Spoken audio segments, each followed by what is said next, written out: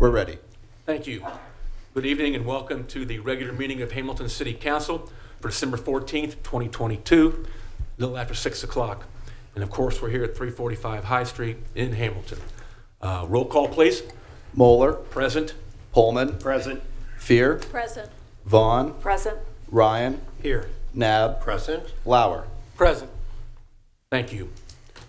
Of an offering of prayer by Councilmember Joel Lauer, followed by the Pledge of Allegiance. Please stand if you are able.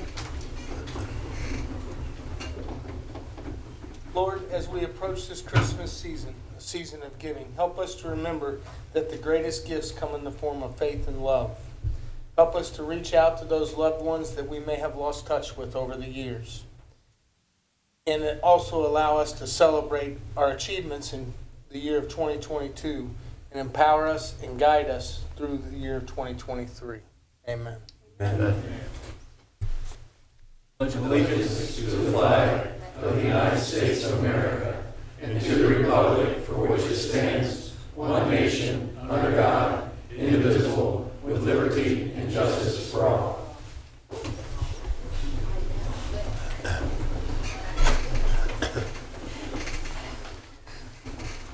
Okay.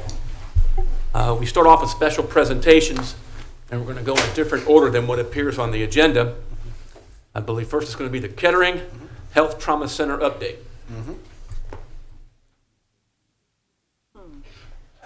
Good evening. Good evening, how are you? We know who you are, but introduce yourself to the audience, please. My name is Ryan Grody. I am the Director of Trauma Services, the Chief Trauma Surgeon at Kettering Health Hamilton. Oh, I apologize. My name is Ryan Grody. I am the Chief of Trauma Surgery at Fort Hamilton Hospital, or Kettering Health Hamilton. We all still love to call it Fort Hamilton Hospital, though. I'm here to update the community and the City Council and Mayor Moeller as to the exciting news that we now have here at Kettering Health Hamilton. Recently, our hospital has begun the endeavor of becoming a verified trauma center. There's 3 levels of trauma centers in the United States, level 1, 2, and 3. 1 being your University of Cincinnati's, and 3 is the level that we went for, just because it allows for access of care to the community at large, and it allows us to be able to treat any traumatic patient quickly and help them within our hospital, or be able to at least get them transported to another higher level care facility if needed more rapidly. Our trauma team, it consists of myself as the medical director. My assistant medical director is Dr. Andrew Lichter, and then one of our new partners is Dr. James Parker, right there. We have 2 NPs, a day and a night NP, Eric and Shannon, and then the director of our EMS and trauma services is Dee Guttador. So, what are the different types of level of activations that we see here in Hamilton and Butler County proper? We have 3 types of categories, and this is all found within most trauma centers. Category 1, which includes your gunshots, your fall from large heights, skull fractures, major burns. All of these things that we can manage mostly within our system or within our hospital, except for major burns where we have to send down to Cincinnati, requires a burn specialist. Category 2 would be fall from higher or lower heights, car wreck without entrapment. Minor burns we can take care of, obviously, and then our consults are, the patients that do fall and, have a fractured hip or a fractured arm and only require orthopedic services. For the most part, we are able to maintain all of these patients here in our community as well as within our hospital. Sometimes we do have to transfer patients to outlying facilities. Level 3 trauma centers are not required to have neurosurgical services. Unfortunately, we do not employ a neurosurgeon in our hospital, but we do within our network, and we have transfer agreements with Kettering Health, Kettering Main Hospital, as well as UC downtown, and we can quickly expedite them out for any skull fractures or any type of intracranial bleeds or bleeds within the brain. So moving on, these are our activations within the last 3 years. So we started the trauma program in September of 2019. We collected data from 2019, had our pre-verification review September of 2019. Unfortunately, secondary to COVID, it got our verification certification interview had to wait 3 years.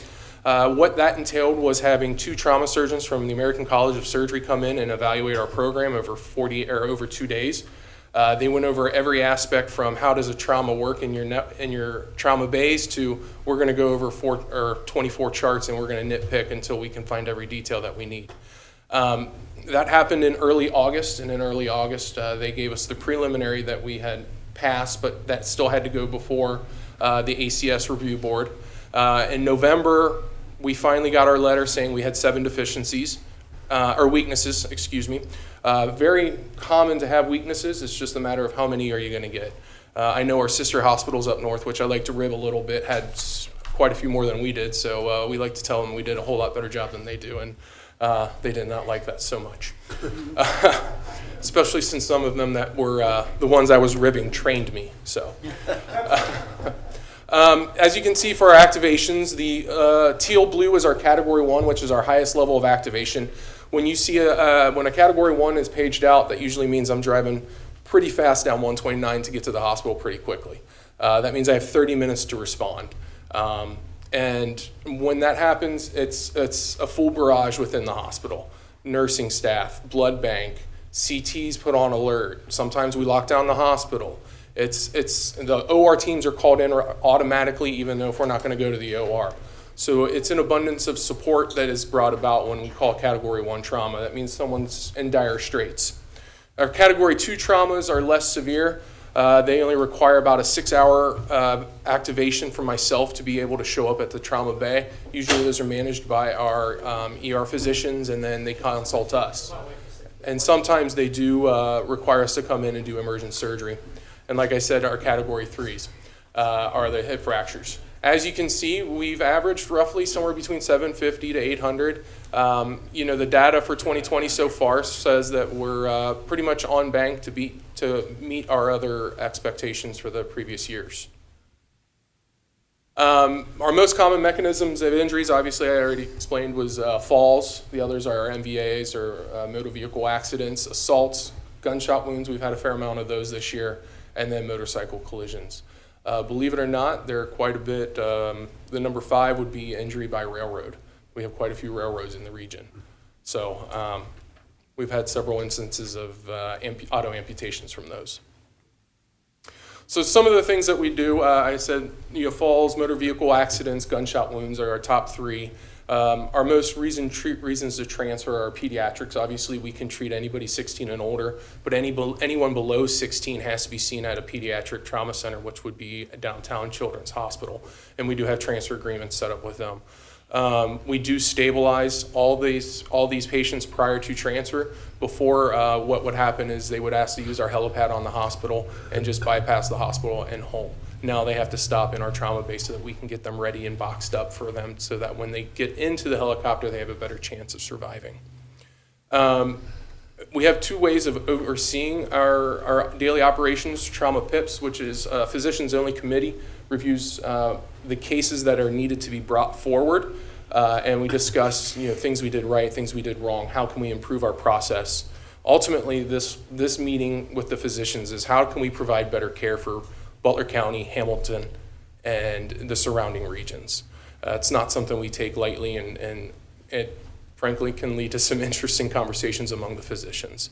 The trauma ops is our operational side. That's the nursing staff, so we can help make sure that they are on board as well, and all the new protocols and things that we do. Now, if you're a little squeamish, I do have one case that kind of gives you an idea of the things that we have seen in Hamilton. EMS was dispatched to the scene for an assault. A male was found following an argument with his girlfriend. He had sustained a GSW, or a gunshot wound, to his right hand that went through his right hand and distal phalanx or fingers into his lower left abdomen. Upon arrival, he was cold, he was pale, he was sweating quite a bit, and he was complaining of stomach tightness. He was borderline hypotensive, meaning his blood pressure was quite low.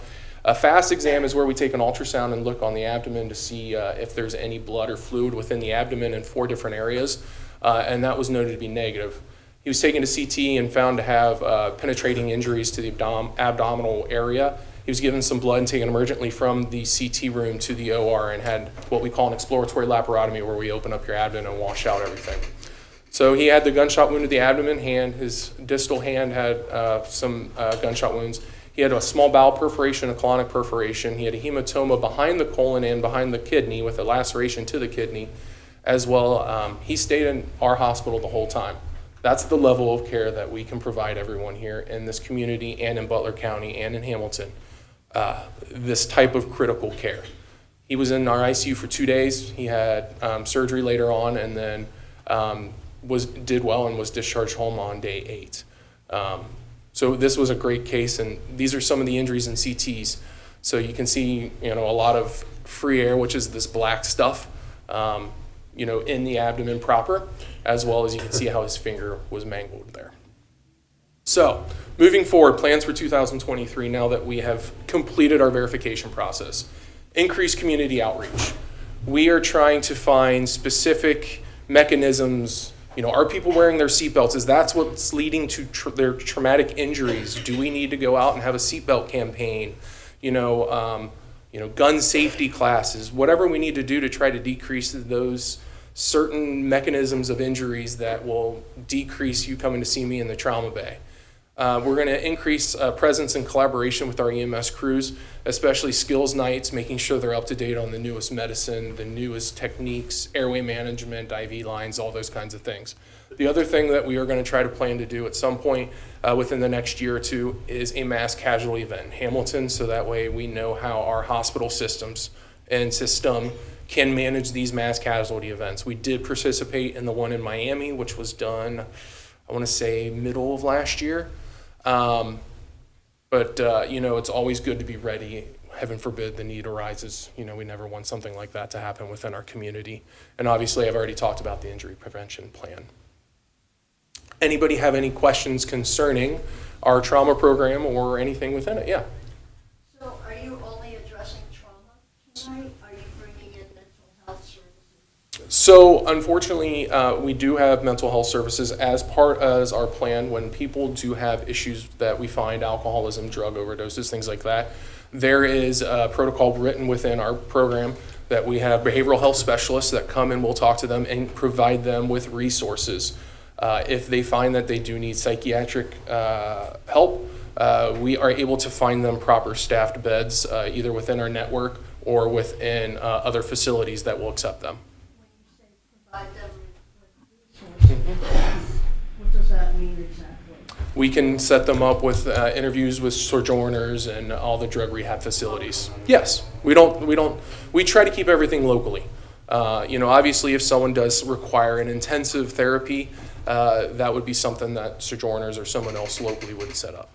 Doctor, if people had questions, is this on your website? And I believe it'll probably be an article from the Journal News about this, possibly. So there's information out there about this program. Yep. Congratulations. Thank you. Thank you, Kettering, for doing this. I think what it does is it also keeps families from having to travel farther to visit someone who goes through a trauma type of situation. And that's a very difficult situation to have. I remember one specifically. We had that gentleman that was going to the golf match from Coleraine that got in a car accident up near Oxford. A very unfortunate situation. Luckily, he was able to donate his organs. Having that discussion with mom and dad about where they had to drive to because we could not manage him here. He needed neurosurgery right away. It can be somewhat difficult. You have to, but we try to keep everything here as much as we can. I know our transfer rate's very low. Great. Any comments or questions from council? I do want to thank Vice Mayor Ryan for inviting you to be here, Doctor. And again, congratulations and thank you. And thank you. No, thank you for the community at whole to trust us with your care. Thank you. Thank you. Thank you, guys.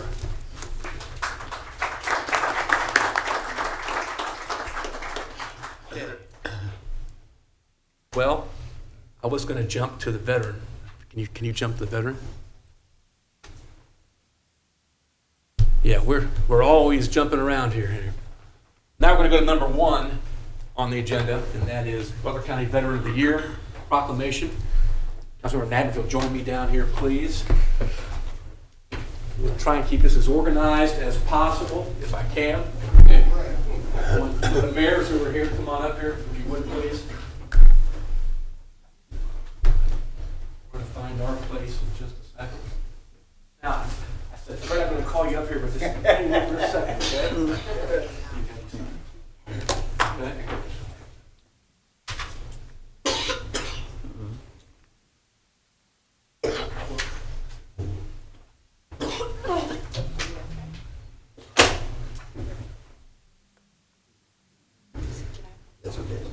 You're good.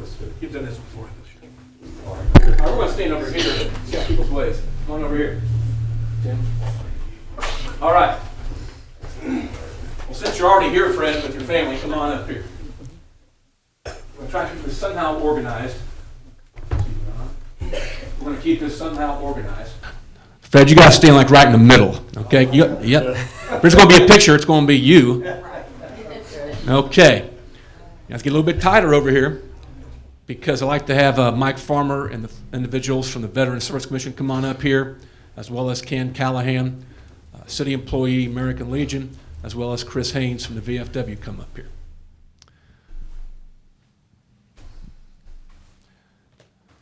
This is a kind of unique situation because we do have a lot of guests up here right now, but I'm not sure if these two folks have ever been up here to Hamilton. The Mayor of Fairfield, Mitch Rodas, and the Mayor of Middletown, Nicole Condrey. I'm going to first off say, Fred, you're a friend of Hamilton, Fairfield, and Middletown, and you're a great friend to all of your military brothers and sisters. That is very clear. Anybody who knows this man knows he stands for service and helping those who served. But you got an award this year that I'd like to have Mike Farmer explain what award he got this year. Oh, thank you, Mayor. So the Butler County Veteran Service Commission, every year right around Labor Day, the 1st of September, will open nominations for Butler County Veteran of the Year, and the board will process those applications and select one veteran as a recipient. And generally what we're looking for is not necessarily the veteran's military accomplishments. We all raised our right hand at one point and took that solemn oath. But how is the veteran giving back to their community, and how are they impacting their local communities nowadays? And Fred has flown under the radar, and I'm not going to share his story. I'll save that for the mayor. But he's flown under the radar and has done some things in Butler County and in Hamilton over the last 30 years, almost completely behind the scenes and without the proper thanks. And Butler County sure appreciates it, and I know the commission appreciates all your efforts, Fred. So we thank you. You're very deserving of our 2022 Butler County Veteran of the Year. Well, Mike, who'd you bring with you? Who do you have to your left up here? To my immediate left is President of the Commission, Bruce Jones. To his immediate left is Secretary of the Veteran Service Commission, Tom Jeffers. And from the American Legion, we have Ken Callahan. And I don't know your last name. Chris Haynes. Chris Haynes with the VFW and the American Legion. So You pass that down to Ken Callahan so he can kind of explain a little bit about what this gentleman means to the American Legion, for example. Well, first I want to thank all three of the mayors and the council for having Fred up here and giving him this proclamation. There's no one that I know of any veteran that I know of that deserves it more than Fred. Fred has single-handedly done things in this city and county that the mayor's going to tell you about, and I am just proud to be up here and to stand next to him.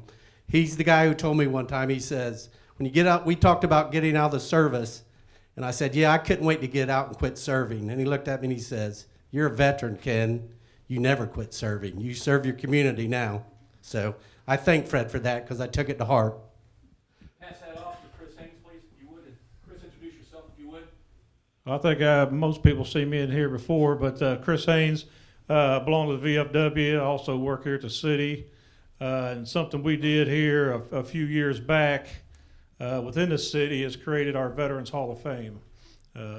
And Fred is an inductee into our Veterans Hall of Fame, very worthy of that for all the work that he's done throughout the community. You know, all the flags that he puts up throughout the cemeteries for Veterans Day. And it's an honor for me to know him and again, to be able to induct you into the local City of Hamilton Veterans Hall of Fame also. Congratulations on your award here as a Butler County Veteran of the Year.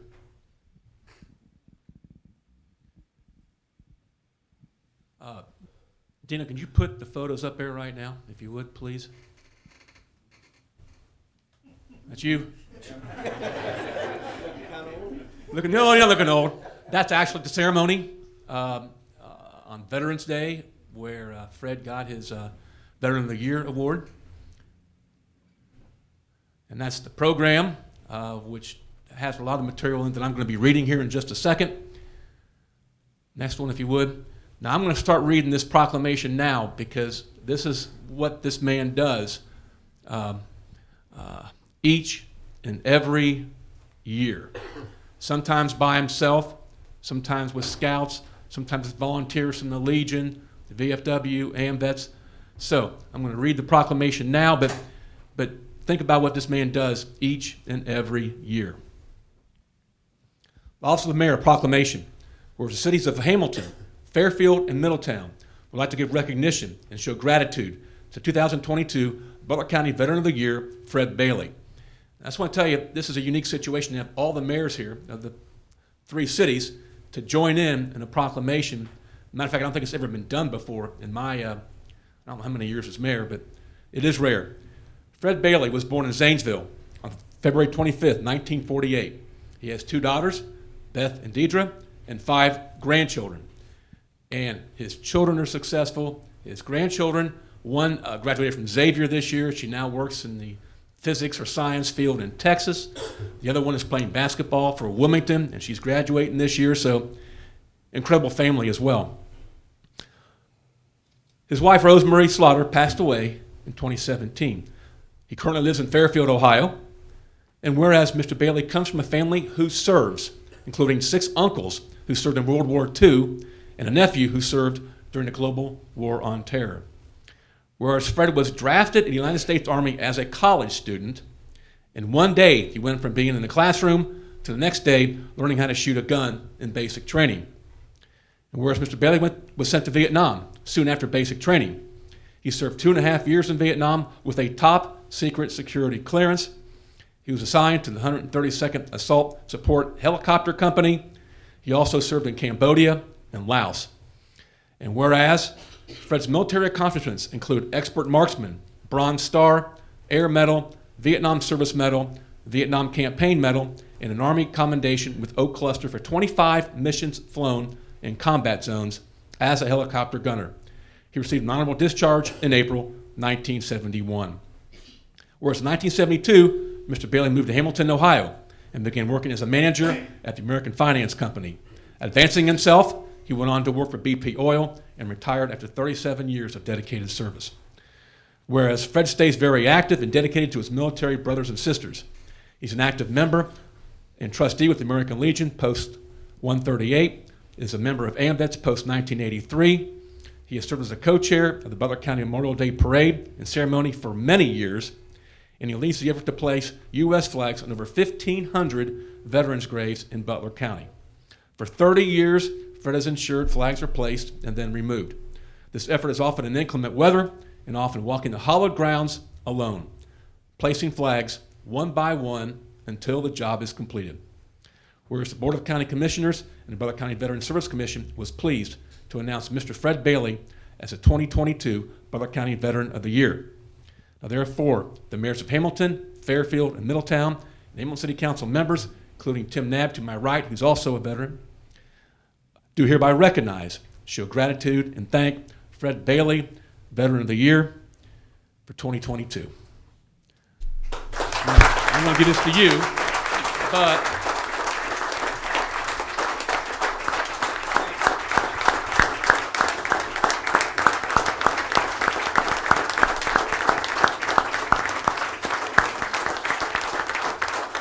you're going to speak last and introduce some of your family, okay? But I'm going to let some of these public servants over here speak.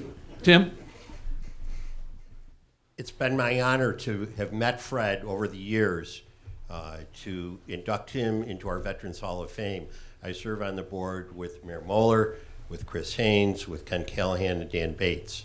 It's our privilege to be able to honor veterans here in the city of Hamilton, people who went into the service, went on valiantly in their careers of service to our country, and came back to Hamilton and made Hamilton a better place.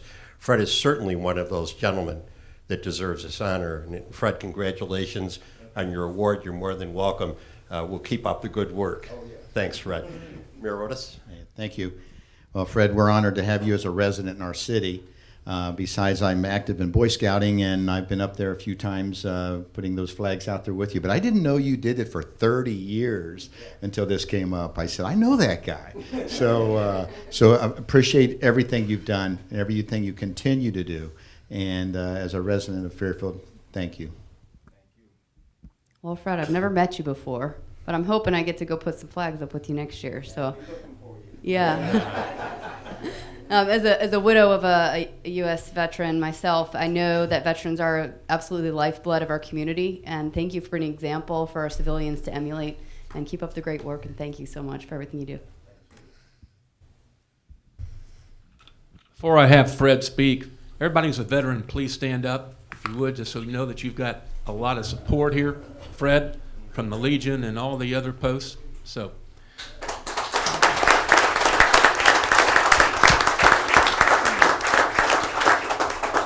Okay, Fred, would you introduce who you're up here with, and then please say a few words. Okay. My oldest daughter, Beth, and her son, Christian. This is my girlfriend, Sherry. I've got another daughter that's Dietrich, but she was tied up with work. But I'd like to thank the committee for this wonderful proclamation, and please remember the veterans, those that are serving now, and those that had served, and don't forget the POWs or MIAs. I thank you. Thank you, Fred.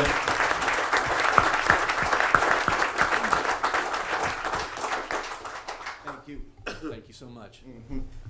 Good seeing you again, Sherry. Thank you. All right. Appreciate that. Thank you. Thank you. All right. Very nice.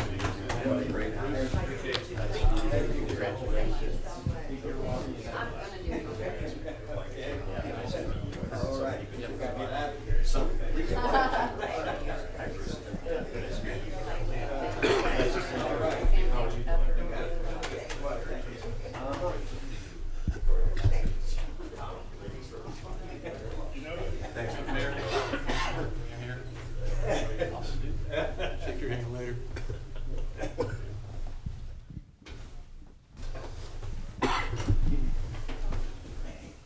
Okay.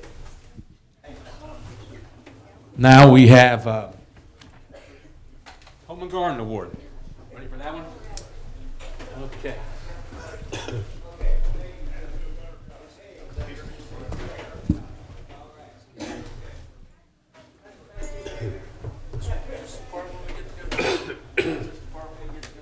Good evening, Ann.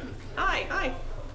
Okay, I have an award for Debbie Linton on Fairhaven, and I'm in this seniors exercise class, and someone that she's exercised next to me, someone told me, you have got to go see her yard, you know.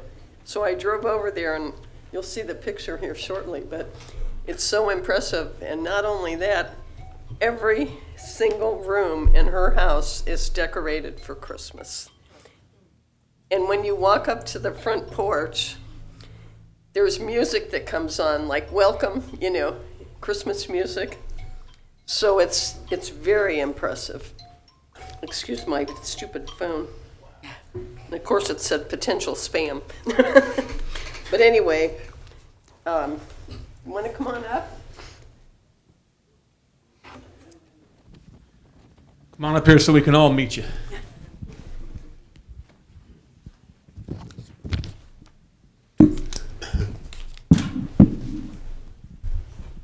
Here's the one I made. And isn't that beautiful, her house? Sure is. That is makes me want to drop my microphone and just walk away, you know? So Snowman on the roof. pretty cool too. So tasteful and not overdone, you know what I mean?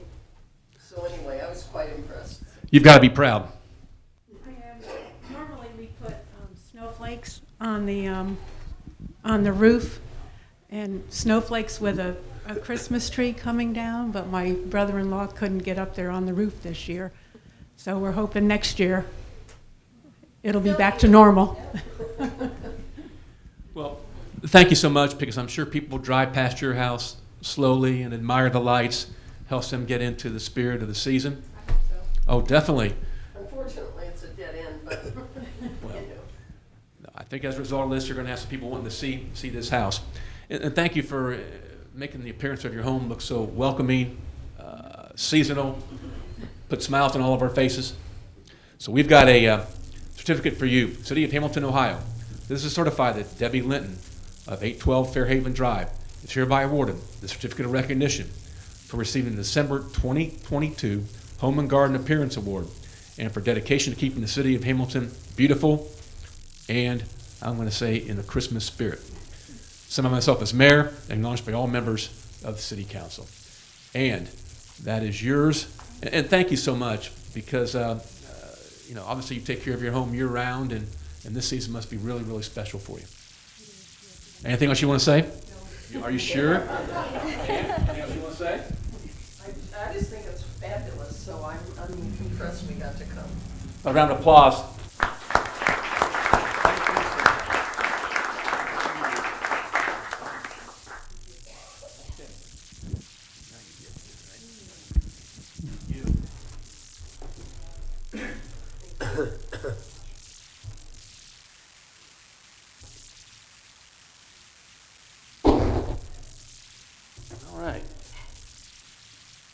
Rich, Train Depot relocation update, please.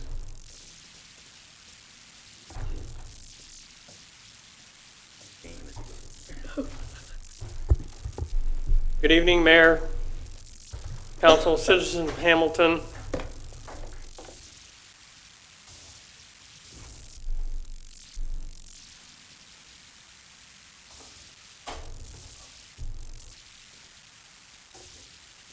So at this point, I am 90% plus sure that the move will occur next Tuesday, starting at 9 a.m.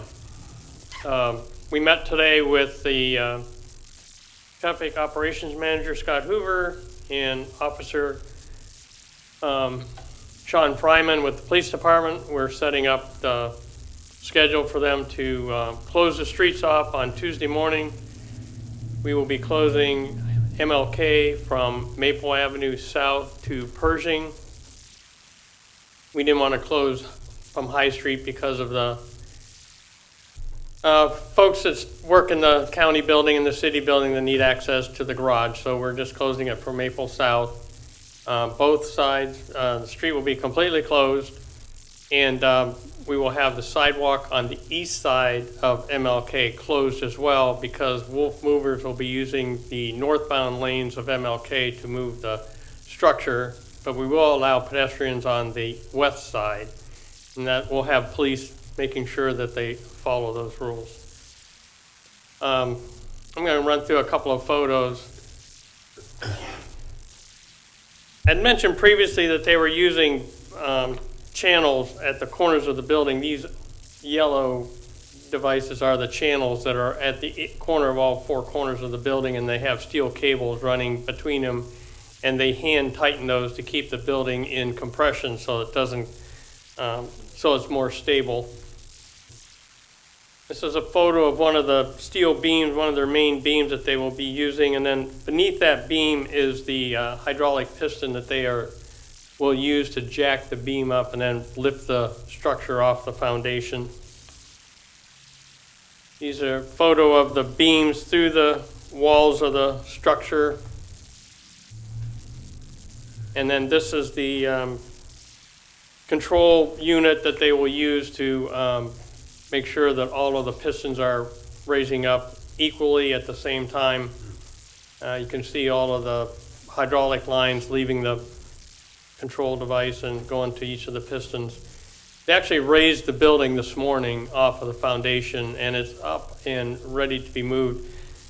I anticipate that tomorrow they'll be moving the power dollies underneath the steel beams and getting preparation, get that all started.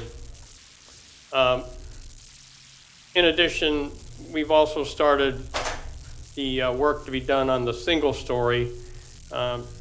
because they do have some time available now, so maybe we can get that single-story moved sooner next year as well. And then this is a photo of the interior of the building with the beams going through the building. Any questions on that? You say what time that was going to be starting on? Approximately 9 a.m. 9 a.m.? On Tuesday, yes. I do have a short video if you'd like to see it. It shows Wolf moving another structure in South Bend, Indiana. I think it'd be helpful to see that. Thank you.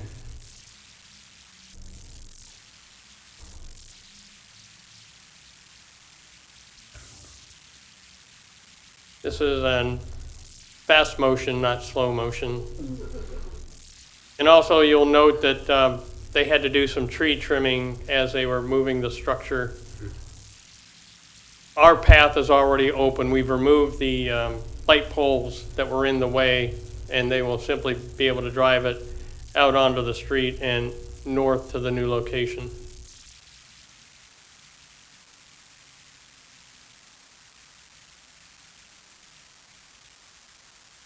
I would have thought they would have taken care of any tree obstructions before they got to that point, but apparently they missed that one. Yeah. Wow.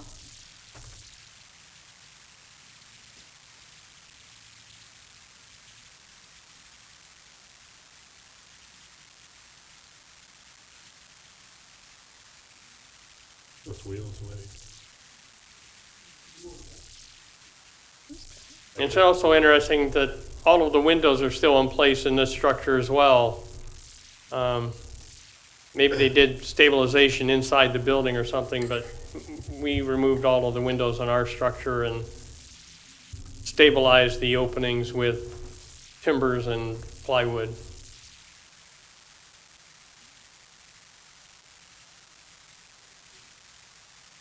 Rich, is that all remote control? Yes. I don't see a truck pulling or pushing. Wow. Those are all of those dollies have their own engine and power supplies, so they're all operating together but independently. Wow. That was moved a long way on this one. So, Yes. Yeah. And notice the interesting arrival where they had, looks like plywood. It had been thicker than plywood, but wood framing that they had to drive it out over top of to set it in place. We're going to simply drive over the gravel and set it in place over top of the foundation. And currently, the masonry contractor is salvaging the brick beneath the walls that were lifted. So they're getting that salvaged and ready to be used at the new location. And then once it gets moved into place, they will put wood cribbing underneath the steel beams and set the steel beams down on top of the cribbing, and then remove their power dolly so that they can be used on the next move for the other building. So it's been very impressive watching them work. They work very efficiently and have obviously done this many times in the past. Any questions? Rich, just a reminder, at our last meeting, you had mentioned roughly 4 hours. Is that still roughly the time frame? I would say so, yes. Okay, so It moves at a walking pace, so unless again, they for, have, for people interested, at 9 o'clock until roughly 1 o'clock-ish. yes. Okay, thank you. That's quite an engineering feat, isn't it? Yeah. Well, it's pretty impressive, but I know there's been other larger engineering feats like the moving of the lighthouse down on the Outer Banks. Yeah. I thought that was pretty impressive. So it's not quite that magnitude, but still it's something to remember in the city of Hamilton, that's for sure. Rich, have we had people from out of town come in, people that are photographing, and have you seen people come in or heard of anybody? I have not heard of anybody yet. Yeah. I need to let a couple of people know that now that it's more firm, I didn't want to let people know too soon. Thank you. When we started this journey, and we talked about the opportunity to be able to create those buildings, recreate those buildings in their new place, Rich, congratulations on the process. Let's Looks wait like until it's next complete. Tuesday, so I know. Let's go make it. Thank you, Rich. Okay, I believe we're wanting to move up the agenda, a couple of agenda items. Is there a motion that we do Mr. that? Mayor. Please. I make a motion to move up items 23 and 24, and to also note that each member of council was furnished a printed copy of each item of legislation prior to its being considered at this meeting. Second the motion. Okay, motion made by Councilmember Fear, second by Councilmember Nab. Is a voice vote sufficient, Madam Moderator? Yes, Mr. Mayor. All in favor, please say aye. Aye. Opposed, same sign. Hearing none, that motion is carried. Would you please read number 23 into the record, Mr. City Clerk? A resolution recognizing the leadership, community contributions, and retirement of the over 40-year career of David R. Lippert of Hamilton Castor. Mr. Mayor, Councilmember Fear. I move that the resolution be adopted. Second. Motion by Councilmember Fear, seconded by Councilmember Pullman. I'm going to read portions of this, and then at the end, we're going to have you two guys hopefully say a few words. But this is a resolution recognizing the leadership, community contributions, and retirement of the over 40-year career of David R. Lippert of Hamilton Castor. This resolution is multiple paragraphs, but it does go into how he faithfully served the company, how he transformed the company's culture by de-emphasizing hierarchy and directives, encouraging all employees, regardless of their level or title, to listen, speak up, offer ideas and input, and to know they can make a difference throughout the process and outcome. He helped implement lean manufacturing practices. He reinvested money back into the business, including product testing over the years. He was awarded the 2022 Norman L. Connors Award, which is presented to individuals who have continually made extraordinary contributions to the material handling industry throughout their lifetime. He has been a tireless volunteer on so many boards and commissions. We only need about 4 or 5 of them, but he doesn't just show up for the meetings. He gives input, ideas, and has contributed so much to individual organizations like the Chamber of Commerce, Hamilton Community Foundation, Fit and Art Center, Fort Hamilton Hospital. And this is just so well earned. And I think it's great this goes into our records in the city of Hamilton, that David R. Lippert really, and his family, put a flag down here in Hamilton, Ohio, improved our city, not just manufacturing, but also improved our social service agencies, our hospitals, our culture. So it's an honor that this council gives the opportunity to will pass this resolution, I feel sure. And then you got your brother next. But at the very end, once these both are voted on, if you could just say a few words, love to hear from you if that's at all possible. Any other comments by council members at this time prior to a roll call vote? Mr. Mayor. Please. Well, Dave, I've served with you just a short time on the CIC, and it's good to know you. And hopefully, are you going to stay on? Are you staying on, I guess? I forgot to ask. Yes. Okay. Well, it was an honor serving with you, and it's always a great meeting when you're there. So thank you. And I definitely love the building, the Hamilton Castor. I think it just really looks great down there. So you guys did a great job. Great accomplishments. I think the story of the expansion is a great Hamilton story of how we cleaned up an area. You expanded your business, which resulted in more product, more employees, high-tech equipment, making your product. I mean, I think it's that story of the expansion is part of the Hamilton chapter in Hamilton, no doubt about that. Anybody else have anything else they want to say at this time? Okay, roll call vote. Moeller. Yes. Pullman. Yes. Fear. Yes. Vaughn. Yes. Ryan. Yes. Nab. Yes. Lauer. Yes. Resolution adopted, 7-0. Okay, wipe the sweat off the brow there. You were worried for a And minute. I got to thank Jody Gunnarsson. Wanted to be here because he worked with you on projects and we're all admirers of you, including Jody and our city manager. But I think we'll probably say a few things here at the very end. Okay, number 24. A resolution recognizing the management, strong work ethic, community contributions, and retirement of the 37-year career of Stephen J. Lippert of Hamilton Castor.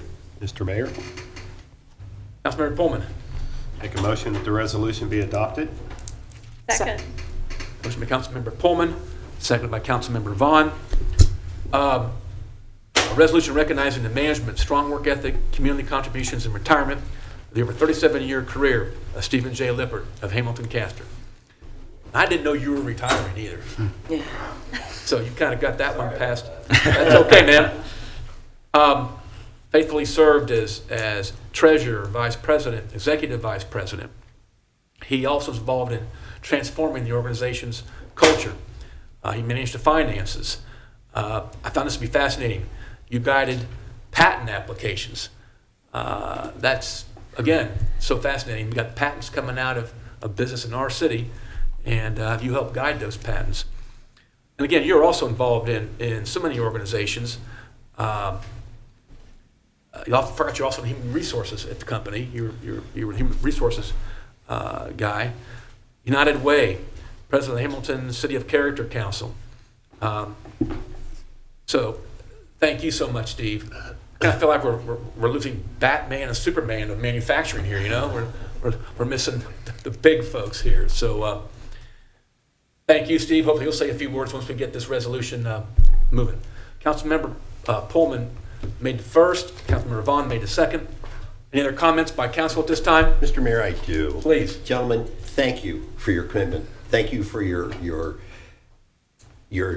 stay here in the city. There certainly are choices in today's business climate, and there have been for the last number of years. So again, the new facility, the forward thinking of your company, the contributions back to our communities have been amazing. We've had the opportunity to work together on a lot of those different things over the years. So I wanted to wait to thank you both in your vision and where you're leaving your company and leaving in great hands. So again, congratulations on these resolutions.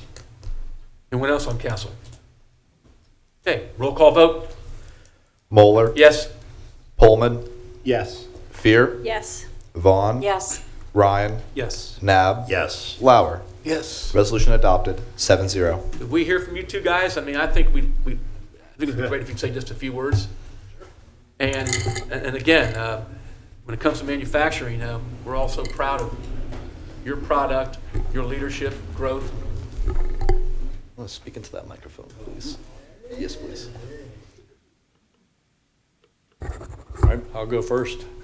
One of the things I love about Hamilton, and there's lots of them, we love being here. I know I don't live in Hamilton. If I had it to do over, that might change, but I spent all my waking hours here. And when we put the building up, I thought the testimony of the contractor, which was Oswald Construction Company, I was over there every day over the period of over a year putting this building up. And time after time, the comment was, wow, we called for an inspection of whatever, and it happened like today. So when that happens in Cincinnati, it could be weeks or months till we get responses like that. And it was always that way. When we started the project, I said, if you have any trouble with anybody with the whole process in the city of Hamilton, come to me. They never had to. You guys are great. Couple of things. In 1922, our great-grandfather built a new factory on our current site, and 100 years later, we built a new building next to it. So we built a factory every 100 years. We're going to end this year with our best year ever in the history of the company, and the top line and the bottom line. And it's due to our people, and we've about 100 employees, and we have a great team, and a lot of credit goes to Dave for assembling a lot of his initiatives. So anyway, thank you. Now, let's kind of hear what other folks may have to say. I want to say something really quick. first off, you guys are heroes of manufacturing, but when you had your open house, I met some individuals who'd been there working for 30, 35, 40 years. I think that's a testament to the work environment that's going on at that building. Everybody is working together, having the type of year that you had this year.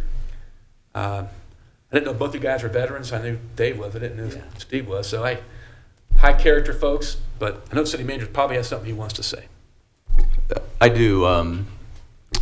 I was thinking about the history of Hamilton and the companies that built this community. You think about names like Mosler and Parrish and Thompson, the Kahn family that eventually had the Estate Stove Company, what became the Estate Stove Company. But here you are 100 years later, building a new building when a lot of those names have just left but just only remain in the history books. The mayor said this, but it starts with service.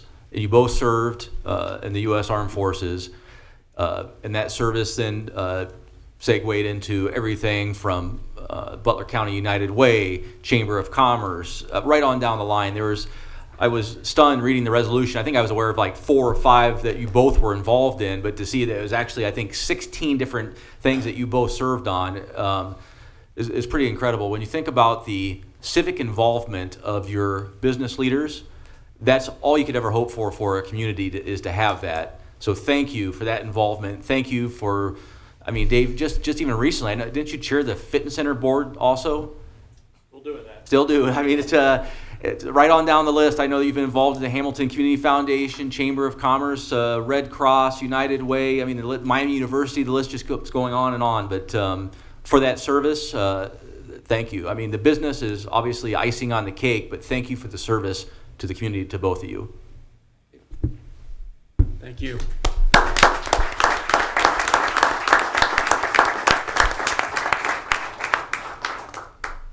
Okay. We now go to audience of citizens. Individuals who wish to make comments may speak. They're really part of the agenda, or may speak when that item is up for vote on the council floor.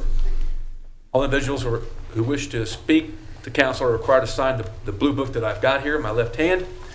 Each speaker is allowed up to 5 minutes. So,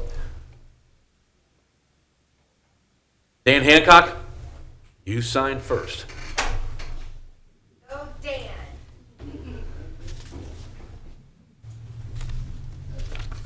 My name's Dan Hancock, and I live in Hamilton, Ohio. Rich is working on the traffic lights and putting in a new system in that, but they need to look at coming down B Street there at Ray. They got a new traffic light there, and it turned green to let people off of Ray onto B Street, and I'm coming down Gordon, and I'm stuck here for 10 minutes because traffic is backed up coming south on B Street there, all the way up past around the bend on going up to Elkton Avenue up there. And the only reason I was able to get out onto North Beach Street South was somebody was turning onto Gordon because they were not going to let me out. It was one car after another and that as far as the eye could see, and that was at 4:30 this afternoon. And like I said, the traffic through that area is getting horrendous, and it's going to get even more. So I need for you to check the traffic lights there and readjust them in that, and also to find a better way to have a space there and do not block the intersection there at Gordon because you can't get out, like I said. And there's other ways coming up on coming up 3rd Street there, where 3rd and Martin Luther King, that was backed up to Back Street there and that, and it all that whole area there for North Ends and that through there that needs to be relooked at and taking a second look at how the traffic pattern is and help correct it. I don't know if you've looked at it again, but it's getting worse and worse. And I don't know if anybody knows, but today I got gasoline for $2.39 down on Pleasant Avenue there. So if anybody needs to get gas, I'd head down that way. But like I said, we And also, where's our new fire station going to be built on the other side of the railroad tracks off from Laurel Avenue? Where's that going to be? Because I know there's a few people in Lindenwold that are upset because now that the fire station is going to be moved, it's going to take longer for the fire trucks to get over to Lindenwold and access to put out fires and that, since you're moving the fire station on the other side of the tracks. They have to go clear down to Grand Avenue, go up over the new Southgate crossing, go back down into Lindenwold, and to be able to put out a fire in that. Maybe you could put a substation down through there for one fire truck or something, just to help in case there is something down that way that they'll be able to respond to. Well, that issue has been studied. Going back to what you said about the traffic, that also is being studied and worked on. I'm real confident of that. And I believe you have probably talked to Rich in the past about some of the things that you have found needing to be changed. And I believe we've been responsive. We look at the problem that's brought to our attention, and then we do make things better. It just takes a little bit of time. So you will be seeing changes in traffic to lessen the congestion, to lessen what you went through. Okay? Thank you. Thank you, Dan.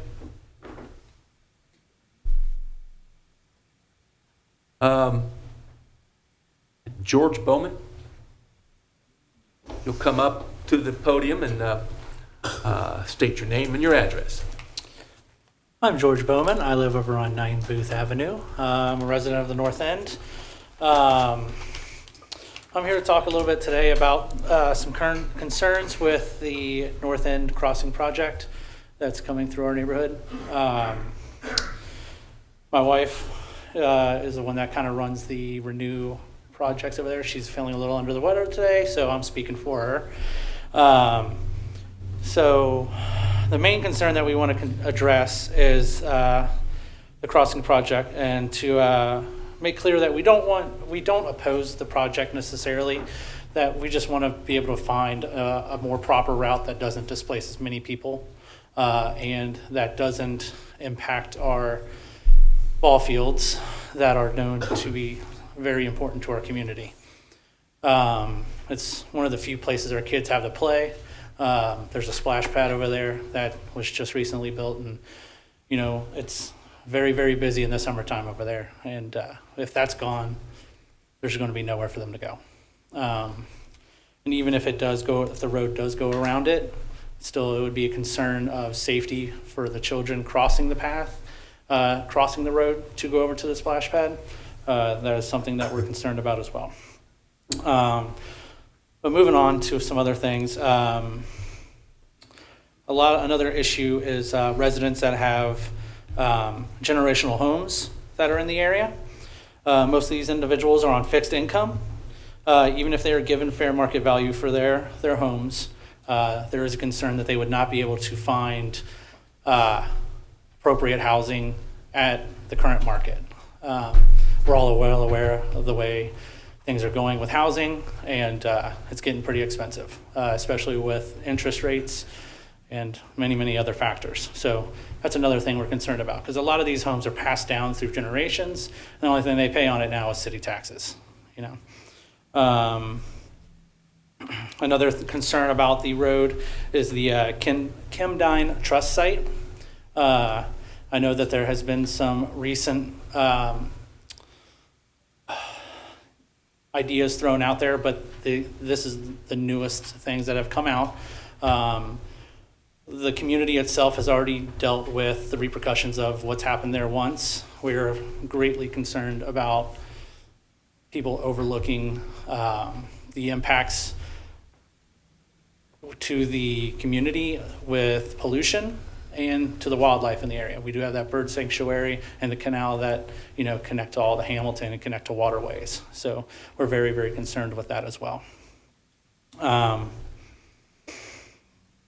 to make sure I get everything. The thing that I just wanted to point out is we're concerned that it's brought up to our community only because of the socioeconomic status of our community. We are a blue-collar, lower-income community. You know, if you look through the census information, not many people there are college educated, and most are barely high school educated. So it is a concern that if this was New London, Dayton Lane, some of the more affluent communities, would this even be brought up? So that's just one other issue that we have with it. I think another concern is that we don't want to lose the park because it is so historic to our neighborhood. Recently, I know they were trying to get it passed to where the North End was a historic landmark, the North End ball fields. And if we're just going to build a road through it, what was even the point of doing all that? So I think that's pretty much it. I thank the council for their time, giving me the time to express my concerns, and thank you. Thank you. George? Now, we as a council, and I believe the North End community, we all need to continue to listen together, continue to learn together, continue to look at options and what we can do with this together. And there's a public input meeting January 23rd, 2023 at the elementary school. At that meeting, there will be discussed about the project, the benefits of the project, traffic. I'm sure ChemDyn will come up, but that's an EPA situation. So I expect the January 23rd meeting to also be a chance to listen, learn, look at some things. So there are several others who have spoken tonight. I've got down Amy. Would please come on up here and give us your full name and your address. And you're also here on North Hamilton Crossing.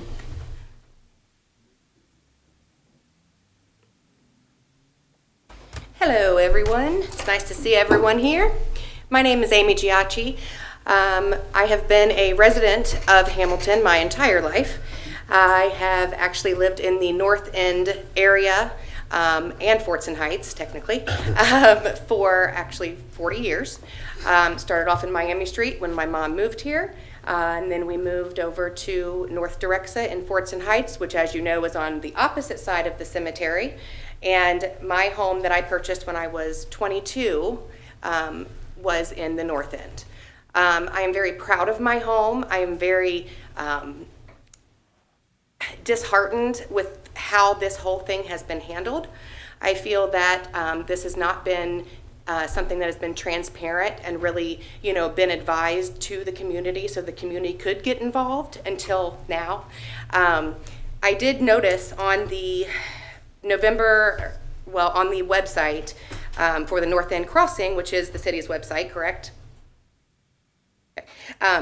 November 2021 was the first meeting.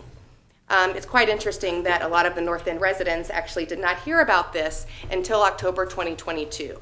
That is whenever our North End stakeholder actually took the time to start educating the neighborhood about what is possibly happening, what the proposed route is through our neighborhood.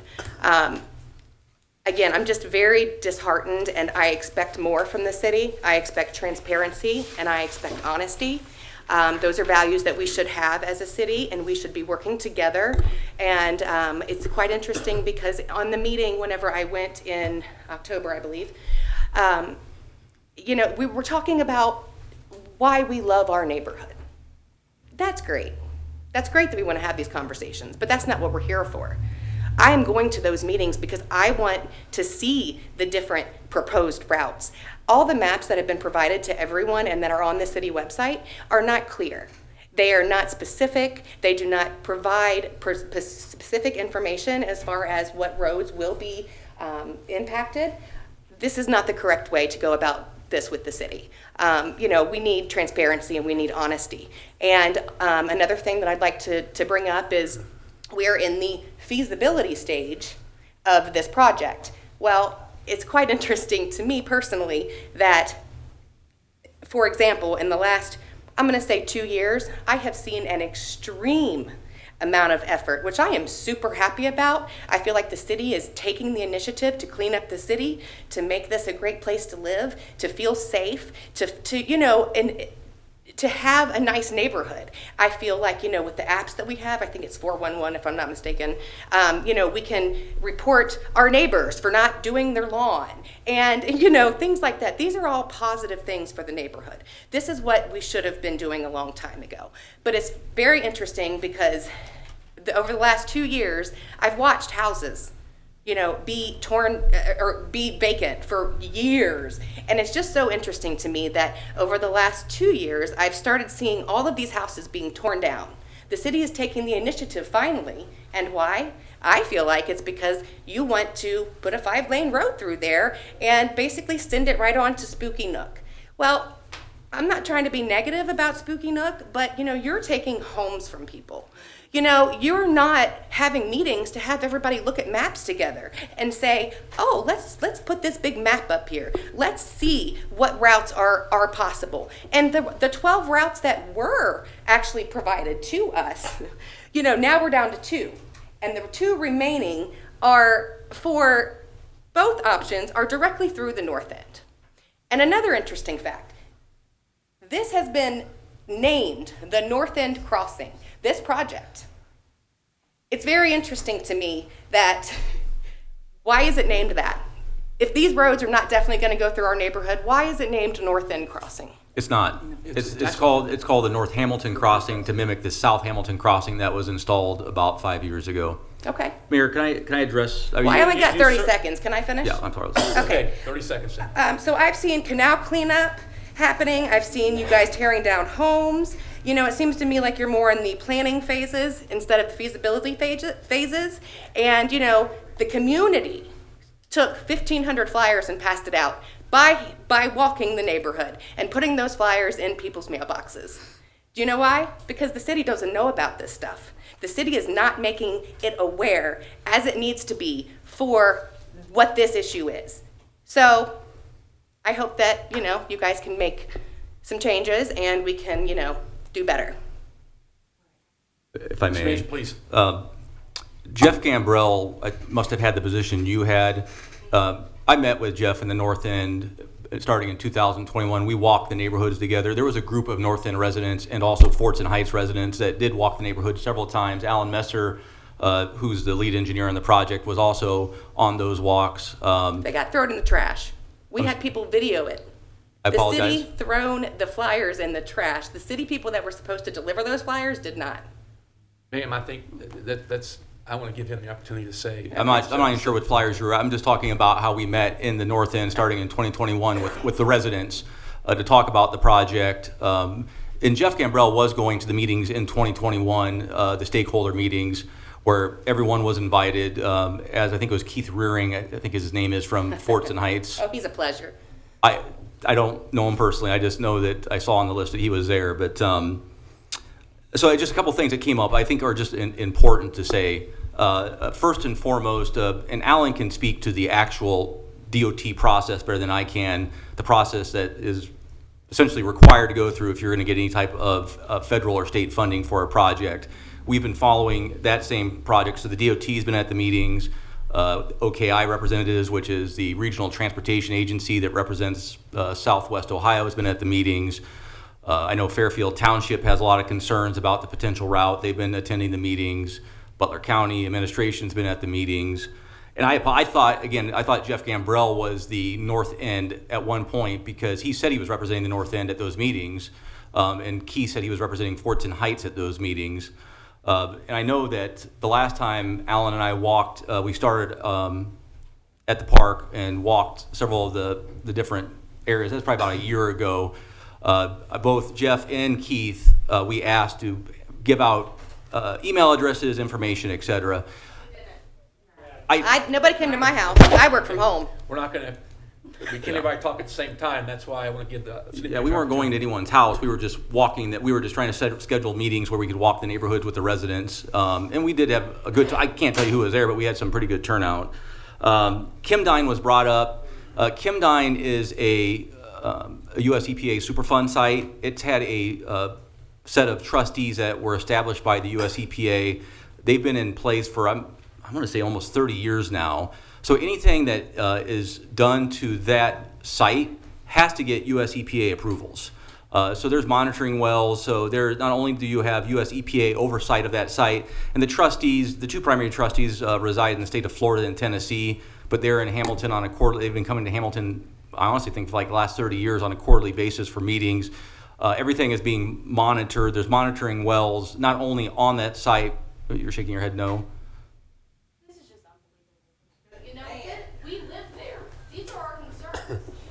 You're giving us excuses right now, and that's what we don't like. We feel like we're talking about things that are irrelevant to our feelings. And again, we can't have this type of dialogue.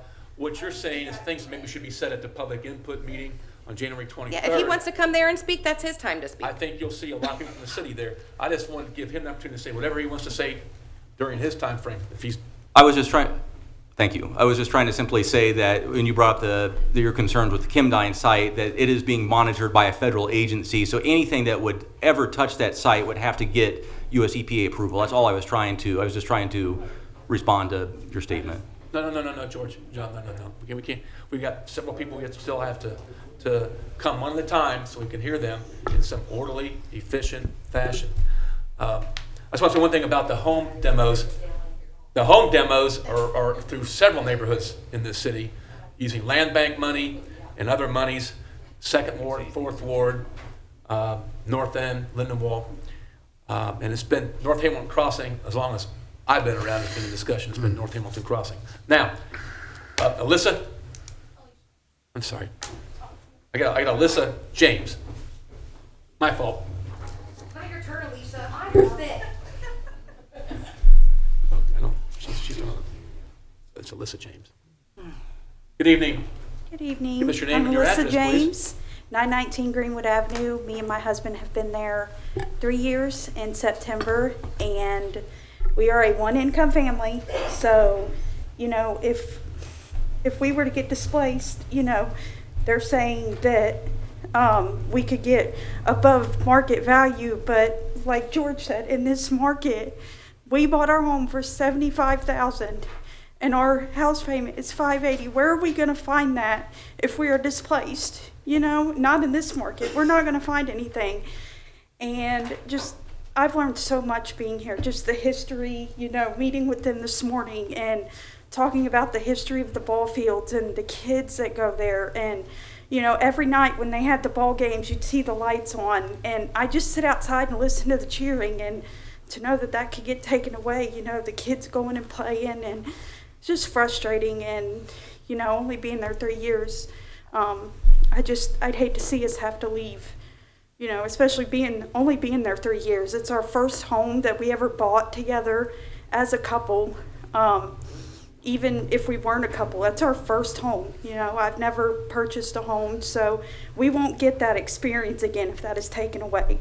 And we are directly in the middle of the proposed route, so I don't want to see anybody's home taken.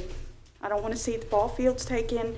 So hopefully we can work out a better route. And I'm not against it. I just find a better route is what everybody wants, just a better route, not to see our homes taken. So thank you. Thank you for your comments, and we need to look at this together. You're right. We need to look at all this together. Okay. Now that we all know. Tammy Chitwood is next, please. I'm not going to speak, but he's going to speak. Okay. We're on it together.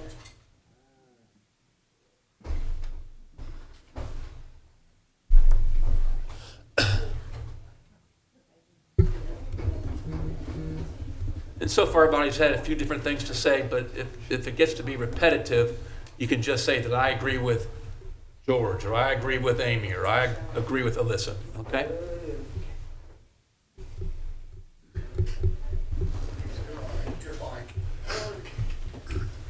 Good evening. Good evening, Will you sir, state your name, Mr. please? Mayor. My name's Randall Chitwood, and my address is 1107 Reservoir Street in Hamilton. And what I'm come to address is the issue with the new road that's going to be put in, which I didn't know anything about until I got a flyer about 2 weeks ago. Excuse me. Let's not be perfectionists here. But anyhow, me and my wife, we just bought that house a year ago this month. Now, the thing about it is, me and my wife are both elderly. We're both retired. We have limited income. And I'm concerned about this because, see, this ain't my first rodeo. I was displaced out of a place of living in Blue Ash like 4 years ago where I lost everything. And I decided to come to Hamilton to live. And me and my wife, we rented an apartment for 3 years. We had to download everything that we had. And we got the opportunity to buy this house, which is a wonderful home, and we love it here. And all of a sudden, this happens.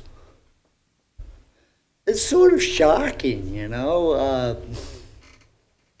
I figured I'd make it through one, but now two. I can't afford to lose my home. Now, they say we're going to give you a good market price and all that. But when you talk about the expense of going and buying a home, it's a whole lot more than just what the market's going to pay. You have a lot of other expenses involved. And second of all, the interest rates are unbelievable right now. I mean, I bought my house at 2.5% interest. You can't touch that. You can't touch that anywhere. And then, of course, you got all the other people that are living there that are probably making less money than me and my wife do. We're both retired. I retired from the military. And so now we're going through all this stuff, and people are going to be homeless. I understand that business is important, but you got to think about the people too. Because, see, without the people in this town, you ain't going to have any town. If you want to have all business, that's wonderful. But there's got to be some kind of balance where we can sit there and say, well, maybe it's not a good idea to destroy all these homes that people are living in, and maybe we can work around that. That's all I got. Thank you. Thank you, Mr. Chitwood.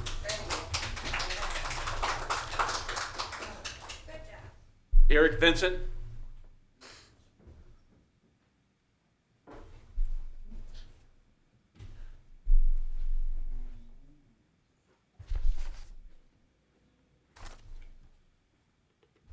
Morning, Mr. Mayor, Council. Eric Vincent, 3189 Princeton Road. I've worked with the City of Hamilton. I worked with the City Manager, Joshua Smith, with Aaron, to work on ways to make improvements, you know, that impact the city. And I think Hamilton Castor is a great example. You know, we got rid of the ugly, we made it beautiful. And I think that's a great thing. And a lot of people with Spooky Nook have been coming into the area and looking at the idea of we can do something else to improve and make the community better. And listening here tonight to the proclamations that we did, you know, it talks about the community here in Hamilton. But the 1,500 flyers that got passed out for the North Hamilton crossing is another example of the community here and how important the community is. And forcing a separation in that community by putting the road in there, obviously we need it, but it's going to be tough. And the fact that it really wasn't so obvious that we didn't really know about the potential until we get the flyers. And then the other thing that is a challenge is that maybe the city is not communicating within to the different branches, because as an investor, we've been getting letters saying, hey, we need to fix up these properties. You need to clean up these properties. And you know, we submitted our proposal and what we've been doing with these properties. And then a week later, I find out that the property might just get torn down. So somewhere along the way, it seems that there's not communication going on. It sounds like there's not necessarily communication going on with the community of Hamilton, but there also sounds like there isn't communication going on between the departments in the city of Hamilton. And really, that's the big thing that I'm concerned about is why would we come into the city and repair our properties and make them beautiful? You know, I was always taught buy the ugliest property, you know, and fix it. You know, the ugliest property in the neighborhood's the best property to buy because you can always make it look better. But then to find out that that property is going to get torn down. So yes, you can give me fair market value, but you can't make up for what we've invested into that property, making it part of the community. So my goal in talking here tonight would be to say, hey, let's get a little bit better communication between the different departments in the city also, as well as with the community. Thank you. You.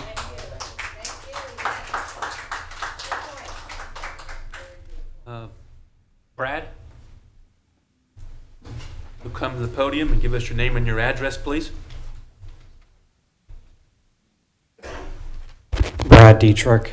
I own some property on Hanover Street, but my personal house is in Liberty Township.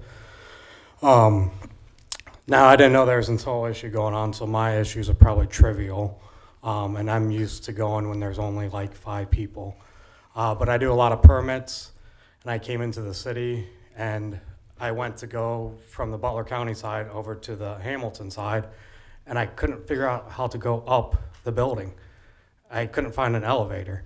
I looked at the directory, and it said 3rd floor, all that kind of stuff, and I kept looking around, and I asked the lady at the clerk. She said, well, the public doesn't have access. So I went downstairs, and luckily there was 2 very nice ladies. I had to give them the highest regards. They're awesome. But it just drove me crazy that I couldn't walk into the building department and ask a quick question. And normally the building inspector, the electrical guy is not there, but the 2 clerks, they're usually really well versed on stuff and they can get you the right answer right away. And sometimes doing it in person is better. But then on that, it's even a bigger issue because it's kind of a public transparency issue that if somebody doesn't have access to a phone, somebody doesn't have access to the internet, how can they see the mayor's office? How can they go to the building department? All that stuff's behind lock and key. It looks like you guys are hiding, and I know there's security issues. There's, First Amendment audits. There's a lot of stuff. I get that. There's private businesses, I guess, in business now, which I don't know why. It's a public building. So I guess it's just in my brain, if I want to go say something to the mayor's office, I would think I could at least walk into an office, see the clerk, see the front desk lady and say, hey, blah, blah, blah. Or like these poor people, they could walk into the office on, Friday and say, hey, can I have a little bit more information? I came up with some ideas of maybe that we could do this route so you're only destroying, 20 houses instead of 40. Because no matter how you guys do it, it's going to look bad on you guys. And I get that you have to do stuff because Hamilton's done a great job. But the more you do better, you're going to have more traffic issues. You're going to have more infrastructure needs, things of that nature. But you got to keep that transparency open and the communication. And, I don't really know their whole issues, but it's just walking into a public building and you can't go anywhere. That's the first building I've ever been into that I can't go into one building. That's Cincinnati. That's some rough areas. Middletown. Middletown's a great example. You go into there, they have a big building. They have some restricted access areas, but like some of their places you can go see their secretary. You can kind of get your point across a little bit better. And I know you're going to say, well, safety, we'll keep the 2 ladies there, it reduces workforce. They'll have some forms up front. You can call, book an appointment, yada, yada, yada. I tried to call the building department a couple times and they're in meetings and they didn't get back to me. I do have to say the clerk emailed me on Friday night at like 6 o'clock, which I don't usually get that, which is good. The building department guy emailed me twice. I kind of blew him off the first time because it's not really his issue. And I talked to him on the phone for about a half hour about public transparency. So I think the workers, the front desks, the people on the front line, I think are great. I think some of the higher end stuff is where you guys don't really make that many decisions, but one decision is, be behind a locked door or not. And I mean, we're done with the COVID stuff, and you can't be scared of people. And I know there's safety issues, but we're not going to get you. So thanks. Well, Brad, just a couple things I want to say. First off, our city manager and this council, and I think some prior councils, like the idea of a customer service desk. I go to a lot of government buildings. Quite a few of them, I can't get to the first floor or the second floor, and there's nobody there on the first floor that tell you how to contact other people. We actually do have well-trained individuals who know so much about city government that they can help you on the first floor without losing your way on the second through the, seventh floor. It's been working. I've seen people who seem to be very pleased with the customer service process of that first floor. Yeah, there are private businesses up there, and that's a consideration as well, because it's not all city floors above this floor. Mr. Manager, I'm not sure who he has talked to at this point in time, but I know he's talked to a few people about this situation. I think you have, Brad, haven't you? And they've all been great. They've all have actually kind of, besides the clerk, all of them, the front desk ladies, the building department, they've all kind of agreed with me, and maybe they're just trying to appease me. But I do have to make one small comeback on when you said, coming on the first floor, because it'd be hard to find like the second or seventh floor. I can, I might not be the smartest guy out there, but I can figure out floors. I guarantee you, I've been in this building since it was built. People get lost once they get off the first floor. Well, the first time I've ever been lost in this building on the Butler County side or the Hamilton side was a week ago when I couldn't get to the third floor because the access was hidden behind a closed door. I think somebody has been in communication with Brad. I'm not Yeah, sure. if I may can I make one more comment? Yeah, you sure to him? can. He needs to be connected with somebody, but there's a reason for this process, and city manager is. Yeah, you brought up the safety piece a couple times, and that honestly was not the driver. It was more of an efficiency question. So I'll just give you just a couple short examples.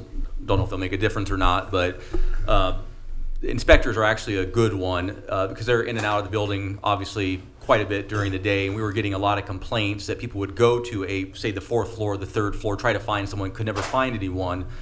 So we took a look at how we were staffing the building, and we actually looked at the top 10 reasons people came into this building. And typically it's like building permits, birth and death certificates, to pay a utility bill. So for like a year, we tracked every reason why people would come in and out of the building. And then the customer first desk that's built, that is staffed every hour that we're open during the day. So we know that there's a point of contact when people come in. That way, if, for an example, the building inspectors are gone, they can call and they're like, they're not here, but we'll schedule something for you. It was never meant to be a safety thing. It was more of an efficiency thing, and actually it was meant to reduce frustration, not create. It sounds like for you, it created frustration. That was certainly not the intent, and maybe we need to keep tweaking it to make it better. But it really was to take the efficiency of people coming in and out of the building, because you're probably here, it sounds like quite a bit, so you knew where to go. A lot of people come in and they're confused. Are we on the county side? We're on the city side. We get that question probably 50 times a week. So long story short, it was really about trying to do better. Obviously, sounds like we still have a ways to go with that, but it was more of an efficiency thing, not a safety issue. Okay, thank you. Thank you, Brad. I know Alan Messer is still here, is that correct? Can I just ask you if you would tell the crowd that is still here that what's going to be going on January 23rd, if you could? Time, location, and just kind of give them an idea of what will be going on. And Mayor, can he also address that there seems to be a lot of thought out in the crowd that there's like a route that's been decided, and I was writing down some of the addresses, and some of the addresses were not even close to what was even a alternate route. And maybe he can just talk about where we are with routes and what like the next steps with that would be. That would be ideal. Yeah, thank you. I'll start with the routes. I wrote down some of them as well. 1107 Reservoir. We've looked at 16 or so routes. That's not anywhere near any of those 16, so there's no conceivable way that you would be within one of the routes. 919 Greenwood is a long shot. It's most likely not going to be affected, but we haven't identified a route yet, and because it is close to one of those that seemed viable, I'll say it's still within the realm of possibility. We really do welcome the input, and we are having that meeting on January 23rd, 5:30 to 7:30 at Fairwood. I encourage everybody to come. There'll be a 45-day virtual input, so it's really never over. There will be more public meetings in the future, and until shovel hits the ground, people are welcome to provide their input. As far as those, so you're not necessarily in the route of the project, but those that are, ultimately, no matter which route we take, there's going to be somebody that's within that. There are a number of state and federal protections that we'll be abiding by. That somebody mentioned higher interest rates. There's provisions for getting that difference between your current interest rate and the higher rate. There are provisions for if you end up in a home that has higher utility bills, that you're paid that difference between what you're paying now and what you would be in that address. Nobody is put out on the street without identifying a house that matches essentially in size where they are now. And if that house costs more, that person that is paid more for their house so that they can essentially afford it. I encourage anybody to reach out to me directly. It's a lot easier to ask questions individually and for me to say, okay, this house looks like it might be in the potential route or it's not. This is how the relocation process works. And please do come out on the 23rd and share this with your neighbors. We want as much input as we can get. Are there any other questions from council or? Mr. Mayor. Please. Alan, am I correct? This is a meeting for all of the city of Hamilton. This is not just for the North End. So anyone who may be watching tonight is welcome to come to this meeting to learn more about it, whether they live on the east side, west side, North End. Yeah, not just Hamilton. I mean, it's Right. for all of Butler County, anybody that would be served by it. If you take, for example, Black Street Bridge, one of the purposes of the project is to look for an alternative to Black Street Bridge. It's over 100 years old. Half of that traffic that uses it today is from outside of Hamilton. So it serves a very wide area, and we want everybody to weigh in. We want weigh in on the routes, and we want weigh in on the pros and cons of the project. Thank you. Any other questions from council? Thank you, Alan. Thank you. Mr. Mayor, can Please. I, not for Alan, but I just wanted to, Eric Vincent had made a comment. I thought it was appropriate. So Eric worked on a committee we had established. Eric was about 4 or 5 years ago now. So I certainly appreciate, his input over the years. Just the one thing that he had said about the internal communication, about why are people getting letters to clean up a property if they're going to be potentially demolished.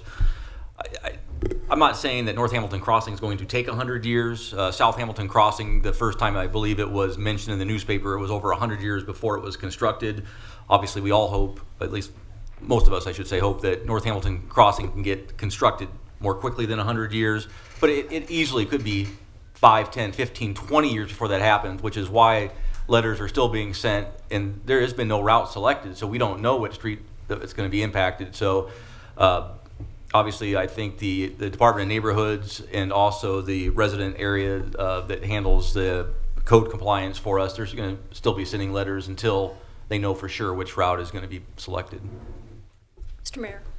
Councilmember Fear.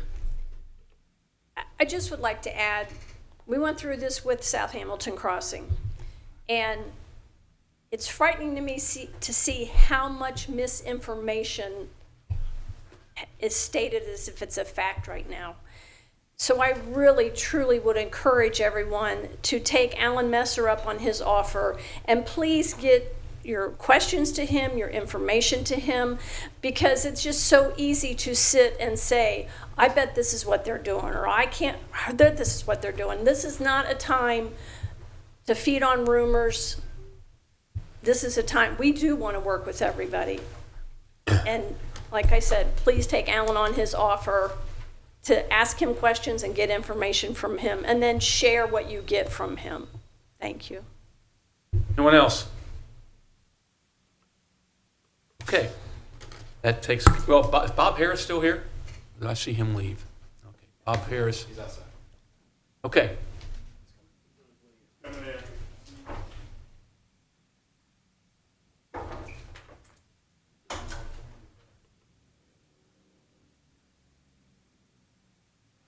Good evening, Bob.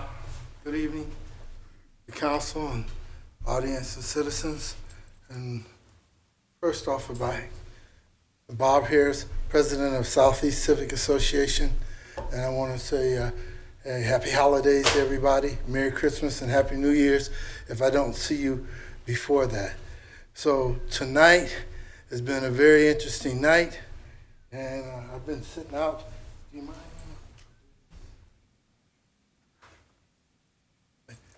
I've been sitting out in the lobby listening to all this going forward. So for me tonight, the one thing I want to start out with, I made a suggestion to Councilman Lauer that we have an officer out here, you know, having you check your metal devices and things of that nature. And that I left council meeting last week because there were no restrooms that you could go use. We have restrooms, we have an officer out there, so the suggestion is that he has keys to the restroom and allow the people that come to council to be able to use the restroom so we can stay the entire time. So I wanted to make sure that I threw that out there. Second on my list is Wayne Jarrett lives on Central Avenue.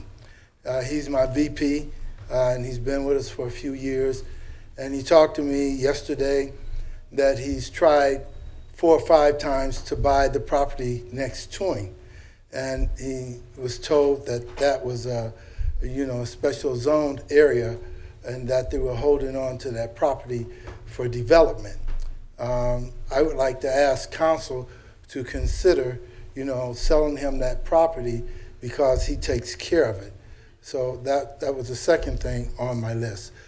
Third, at the last council meeting last week, there was conversation that I didn't get to stay around for, but for Southeast, when we talk about redevelopment and economic development, I've always known that if we couldn't clean Southeast up and make it a user-friendly neighborhood, we couldn't attract anyone, to put a business there because they would be in fear of whether their business would be there the next morning. Cleanups were very valuable to our community and were an asset, and even 10 years afterwards, I could see the benefits of the cleanup and the camaraderie that we got with the many different people that came to the cleanup. When we started the cleanup 28 years ago, there were people from the west side, there were people from the east side, people from North End that would call in, and they wanted their, trash picked up. We worked from 8 o'clock in the morning to 9 o'clock at night, and we took their addresses and we called them before we went. We had volunteers that came out with their own trucks. Cleaning the city up is an asset. Now we want to look like Penn State, When you go there, it is immaculate. I didn't see a piece of paper on the street. We want all our neighborhoods to look like that. We want everyone that live in Hamilton to live in a place where they're proud of, where they, want to live, work, and play and be safe. We want people coming from the west side to the east side crossing the Columbia Bridge not afraid that their cars are going to get shot up. We want to raise the whole city at the same time, and it's obvious that we haven't done that. We've done certain areas. Yes, I did get $1.9 million for the second ward. I did that. We had Rediscover. I thought it was a good group. We did put $7 million downtown Hamilton. We got the dividers in the street, and the idea was as we clean up downtown Hamilton, more businesses are going to come in downtown Hamilton. We did that. We still have a lot of work to do. So now, and I've listened to people speak, I'm looking at, for second ward, so, well, Bob, where do we go now? Well, we got the gas station, so I think we ought to build out north of the gas station to Pershing Avenue, down Pershing Avenue, and then build right straight through to second ward. Now, we know with Spooky Nooks coming in this town, there's going to be a lot of changes. And some people are going to get displaced because we need that property. But I would suggest to North End, put your civic association together and, have somebody come here at City Council and represent your community that will fight for your community and what your community wants and, disseminate that information to you. For us, I'm talking to my city manager right now, I want to know what the city's ideal is of what they want on Central Avenue, Pershing. Those quarters, I need to know. We cannot attract, people to put businesses in, and certainly no one person can do it. And we need everybody to be involved. So once we know what the city wants and we know what the community wants, somewhere we can meet in the middle. Bob, that's what we hope all 17 neighborhoods do. You mentioned Central, Pershing, and we do need to talk about that, and more than just talk. But we've got to get back to the rest of our meeting. I want to thank you for your leadership. I did my 5 minutes. I'm sorry, man. Can I borrow 5 minutes from you? No, but we will be talking about okay. About your neighborhood. Hey, I'm sorry, man. But hey, I was on the roll, so hey, I'll give you back the finish that right. You thought about Right. Central, Pershing, Right. working together on it. So when you come to Seeker's next meeting, I'll give you your minutes back. Promise. Thank you. Merry Christmas and Happy New Year's. To you too as well, Bob. All right. Okay, that takes care of our audience of citizens. We now go to the consent agenda. That includes matters such as all staff reports, caucus reports, meeting minutes, information report, November 2022 financial, and November 2022 investment report. We're going to go into the committee of the whole, and that's where council gets the opportunity to ask questions, provide some direction, comment on the various reports. Is there a motion that the regular meeting be recessed and the committee of the whole take place? So moved. Second. Motion by Councilmember Nab, second by Vice Mayor Ryan. All in favor, please say aye. Aye. Opposed, same sign. Hearing none, that motion is carried at 7:46. Shall we now go to the caucus agenda? Mr. City Clerk, please direct us through the caucus agenda. Absolutely, Mr. Mayor. So to begin with the caucus agenda, the committee of the whole, I would like to call up our Director of Planning, Ms. Liz Hayden, as tonight now appears to be the Liz Hayden Show for items 1 through 10. Wow. I'm going to say that we have to pull number 8.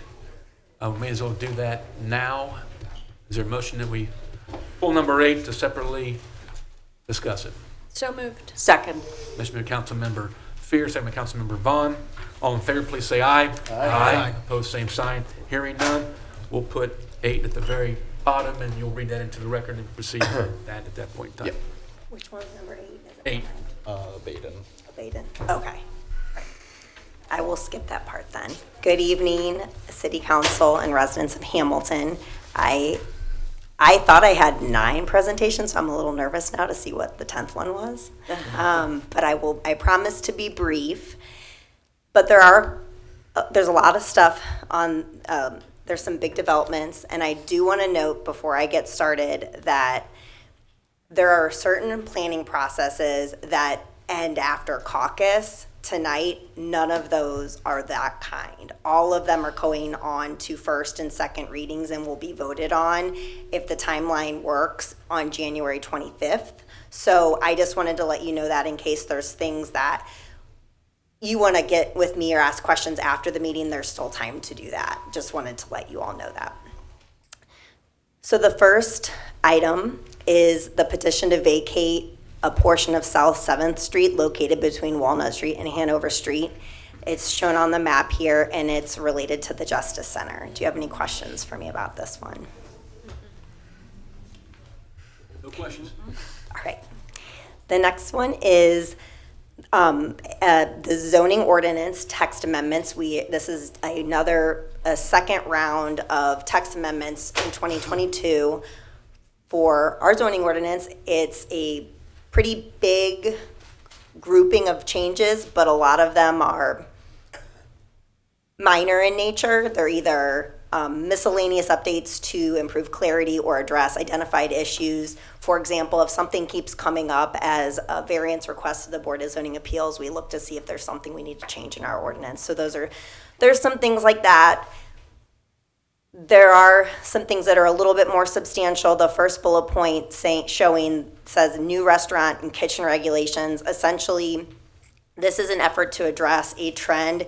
We actually haven't seen it, as far as I know, in Hamilton yet, but it's a national trend where they're called ghost kitchens, where people will buy a restaurant and shut it down to the public. They won't use the seating, and they'll just use it as essentially a catering kitchen to use for a delivery service or something like that.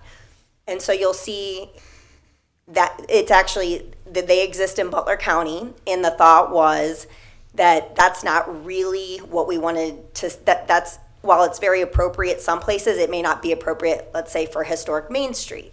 So that's kind of that's what that first bullet point is related to. The second one is process improvements related to the Board of Zoning Appeals, just to make the constantly trying to find ways to make improvements to streamline the processes and make it more user-friendly for Hamilton residents.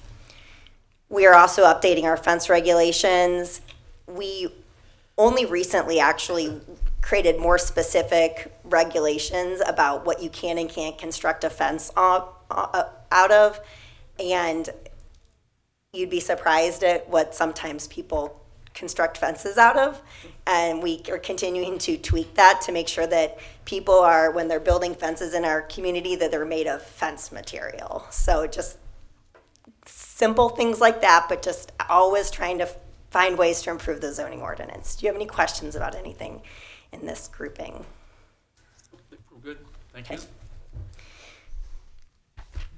The next one is a petition to vacate South Monument Avenue.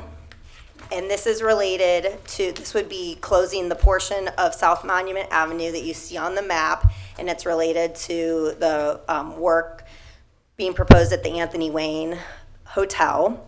I did want to note that since the Planning Commission meeting, we did receive a letter from Butler County outlining their thoughts about the project, and you will be getting those, because this will come back to you in another iteration, and you'll receive those documents. But there's just been a lot of engagement with both Butler County and also Historic Hamilton, who manages the log cabin, to make sure that they still have full access to these important properties.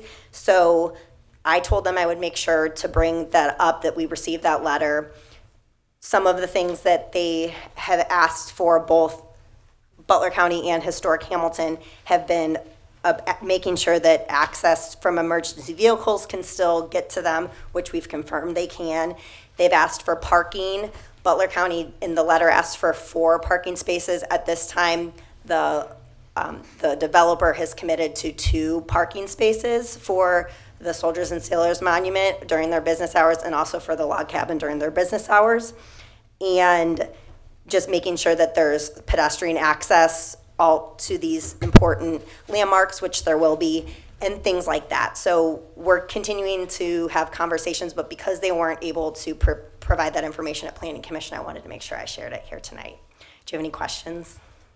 Mr. Mayor? Please. Liz, as you come off of the High Street Bridge, will there be a sign or something there, I guess, that says you can't enter here any longer, or will that still remain open access to a parking lot? It will be completely closed. It will be just a big sidewalk. So access will be from Court Street. So there'll be a big pedestrian plaza in front of the Soldiers and Sailors Monument for about 25 feet, probably, just spitballing. Okay. And then coming off of Court, right now you can't turn right there, but would that be a continuous left turn then, since that would not be through traffic there? I don't know the answer to that yet. There are still things that we are working out, but I would think that it still will need a stop sign because people will now be turning right into the parking lot. So there's going to be 3-way traffic there. So there'll still be neat, but I'm not exactly sure what that looks like. Got it. So there will still be traffic possibly coming out of there. From the parking lot. Thank you. Last question. When will this be closed? How soon, just for the public? I think that that's something that we'll probably need to do some more communication on, but it's possible that it's early next year. Like, January, February, from my understanding is that that if things work out with their development timeline, that they would like to get started on the parking lot pretty quickly. Great, thank you. The next one is the Third Eye Brewing Project. It is a business plan development, so when they submitted for their building permits, they also needed to go through the formal planning process of a preliminary and final plan because they already had such detailed drawings. They're doing both processes at the same time, and it's a brew pub, brewery, and distribution center. Any questions? You? The next one is 126 North C Street. This is a little different. This is not something from Planning Commission. This is something that Rich Engel and I have been working on. It's related to infrastructure. It's actually related to improvements on North B Street, which is a little, you wouldn't necessarily think it's on North C Street, but when the city was working on North B Street, we needed to acquire property from Inlows, and part of that agreement was that we would close the alley that you see highlighted in blue. And we haven't been able to vacate that alley because 126 North C is using that alley to access a very large garage in the back of the property. So we are proposing to purchase 126 North C so that we're able to complete that vacation, most likely demolish that garage. It's physically connected to the Inlows building, which is very unique, and then possibly put the house out for a request for proposal. Any questions? Thank you. All right, 116 Timber Hill Drive. That is that large parcel that you see highlighted in red. And there are plans for this lot from the 1970s, 1980s. It was planned as a multifamily development that just never got built. So it looks like it is green space, but it's just an undeveloped lot it was never completed. So we have a developer proposing to do 9 new lots that have duplexes and triplexes on it. It's 18 dwelling units total, and they're requesting waivers for front-facing garages and for lot area coverage. So this is the proposal that has come through the site plan. As you can see, this is preliminary plan. They have to come back with much greater detail than this for a final plan, but it shows that it's the layout, that it's I believe it is, let me make sure I get this right. 6 two-family residential lots. Some are one-story ranches and some are two-story. And 2 three-family residential lots. And also a separate parcel designated as 20% open space park as defined by the RPD Residential Plan Development Zoning District Development Regulations. So I wanted to show you the renderings that they provided for what they're proposing to develop. The one thing to note is that they, as designed, would meet our anti-monotony standards. So it's shown as all brick with the same colors, but it's actually going to be a mixture of brick and stone. And it's also going to be a mixture of colors and other design features to make sure that it meets our anti-monotony standards. This was something that this project has had a lot of community engagement. It first came to Planning Commission, I think, in the summer, and it was denied. Neighbors were expressing concern about stormwater and drainage, connections into Craig Drive and James Road, and trespassing and crime that's existing in that area. After the denial, the developer hosted a neighborhood meeting to discuss issues and then came back to Planning Commission with an updated proposal. The changes to the plan include changing from 21 units to 18 units, so reduce the density, added an open space parcel, added basements, and committed to constructing a privacy fence on 3 sides during the first year of construction, and that is directly to address the existing issues that they're having with people cutting through that. There's a convenience store that started to be open 24 hours, I guess, on Milliken, or Millville, excuse me. And people are cutting through to get through, so that will hopefully alleviate that existing issue. There's also been a lot of clarification work. Craig Drive and James Road will not be extended. They were not ever proposed to be, but communicating that. And then the biggest thing has been the stormwater and drainage issues. It's an existing issue in the area, and my understanding from talking to Rich Engel is that it's something that we weren't not all staff was fully aware of this issue, so it's something that we're going to be looking into even separate from this project, but that just reiterating that for all developments, they will be reviewed to make sure that they do not have a negative stormwater impact on surrounding properties. The developer has made claims about possibly improving stormwater, and it's very possible that that could be true, but what we do know is that we review all projects to make sure they don't make anything worse. So ultimately, we did have people still very engaged at the second Planning Commission meeting. We had probably 7 to 10 people there, but only one person spoke, and they were mostly talking about the stormwater issues, and there wasn't any opposition, and Planning Commission ultimately recommended to approve this. We did get an email after the Planning Commission meeting from somebody that wasn't involved that did say they were still they were opposed to the project just in general, but they haven't been in part of the conversations.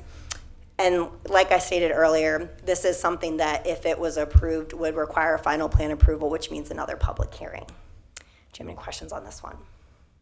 No question, just a comment. This is an example where Planning Commission initially denied, Planning Department worked with the developer, there was a neighborhood meeting, and it's a better project now than when it was first presented by the developer. So that's a process that works, and it appears to be working. Thank you. Mr. Mayor, I just have one clarification. So, Liz, this was complicated to read, and it talked about 1976 when the development happened, and I wrote down the bottleneck and the large to the small pipes that are underground, and I know we've had more recent developments where they did have drainage issues, storm sewer, things like this. Does this bring an expense to the city now? Is that, I don't know if that's what you were alluding to, would be taken care of, but is this something that we would have responsibility, not the developer? Mr. Engel can always tell me if I'm over speaking, but these questions have been asked a lot, and my understanding is that we have plenty capacity and there wouldn't be any work that we need to do. Okay. That still remains to be seen, though. We need to evaluate it really close. Okay, okay. Thank you. Thank you.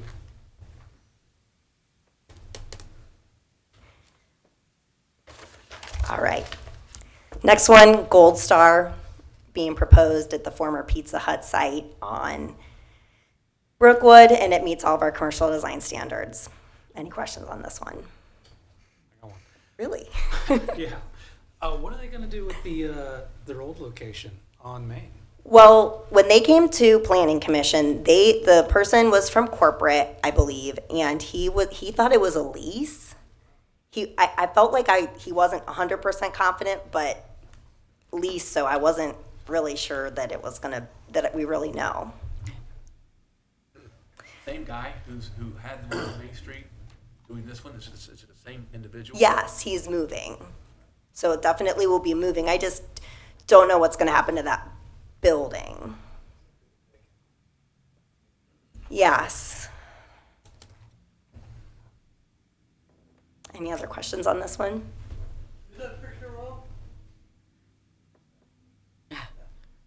I don't know what they sent us. So don't worry about the logo. We'll make sure the logo's It's gonna look right. like that if you just flip the Gold Star sign. Yes. I don't know why it's backwards. I I have see, no Jim. idea. It's gonna look like that, except flip the Gold Star sign. Liz, if I may, just for clarity, this is Gold Star's new template of Yes. what their stores, similar to what Taco Bell has gone through. If you look at the similarities for efficiency, for drive-through capabilities and things, it's what most restaurants are moving to. So again, you'll see a lot of similarities as developers come to these opportunists and say, we can do this for X amount of money, and that's why, again, they're attractive. So again, once they flip the sign and turn the lights on, it'll be ready to go. Yeah. Normally those are only about 90 days to turn them around. So it's Wow. it's amazing. Once we heard shovel in the ground and things, once they start, it's a pretty clean process. Well, you see, this is a preliminary and final too. They're ready to go. They have their plans. I don't know though. There might still be some details figuring out. Like actually, there's like an easement or something they need. So there might be some private property things that will stop it from being ready to go. But they're ready to go. And actually, this development, I thought it was interesting. They said that this model allows them to greatly expand their menu from going from chili back to having like a lot of burgers and things. So I just thought that was interesting. It'll expand options for residents. This gentleman was really enthusiastic. Yeah.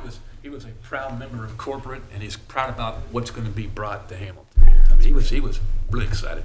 It'll help Brookwood Avenue too. That building, Yeah. the Pizza Hut building needs to go. So Yes. that'll look a lot better. Yeah. Good. Skip 8, okay.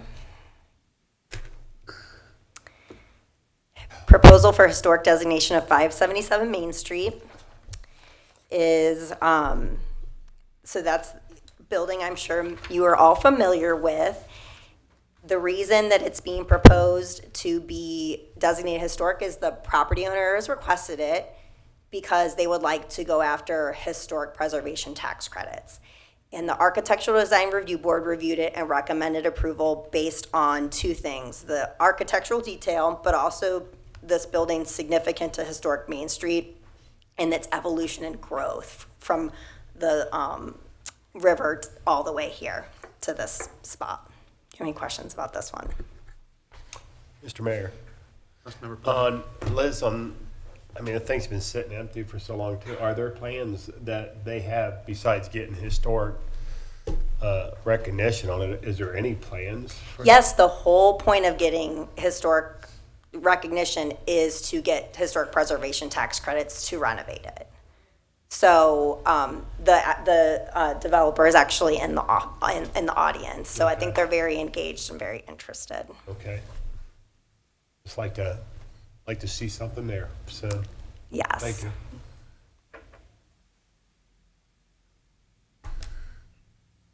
All right, so the next one is a major departure to a planned development, which for 1570 Graham Boulevard, which is the YWCA Hamilton site. And they're proposing a second building, 40 new units of permanent supportive housing. And it would be for housing for families that are leaving the domestic violence shelter to offer a safe, affordable place for them to land on their feet after leaving the domestic violence shelter, since they're only able to be there a limited time. This proposal would need 2 waivers for lot size and parking standards. And the proposal is, you'll see the elevations, the proposal of the design is to map, to be complementary to the building that was just constructed. And this is one that it's a preliminary plan, a proposal, so this would also come back for final plan with more detail. Do you have any questions about this one? Okay. Is there another one? That's it. Mr. Mayor, if you want to have the presentation for item number 8 now, and then after we come out of the committee of a whole, we can just have that item read into the record. Do the presentation? If that's okay with you, That's easier. Absolutely. While she's up there. Might as well.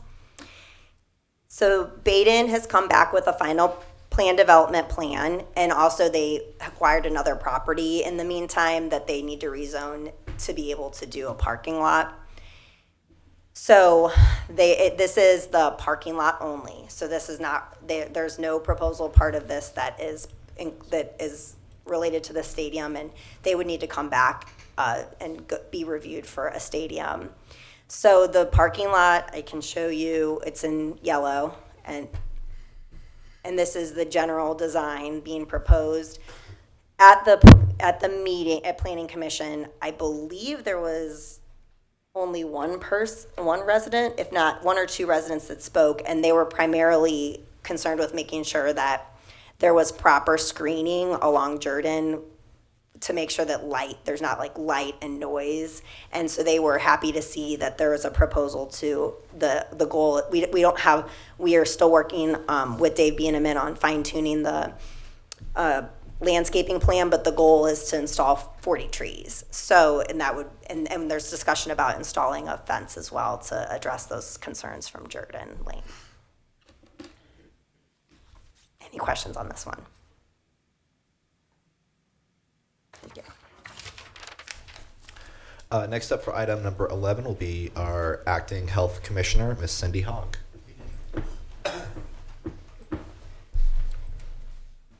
Good evening, Mayor, council members, and citizens of Hamilton. Tonight I'm speaking to you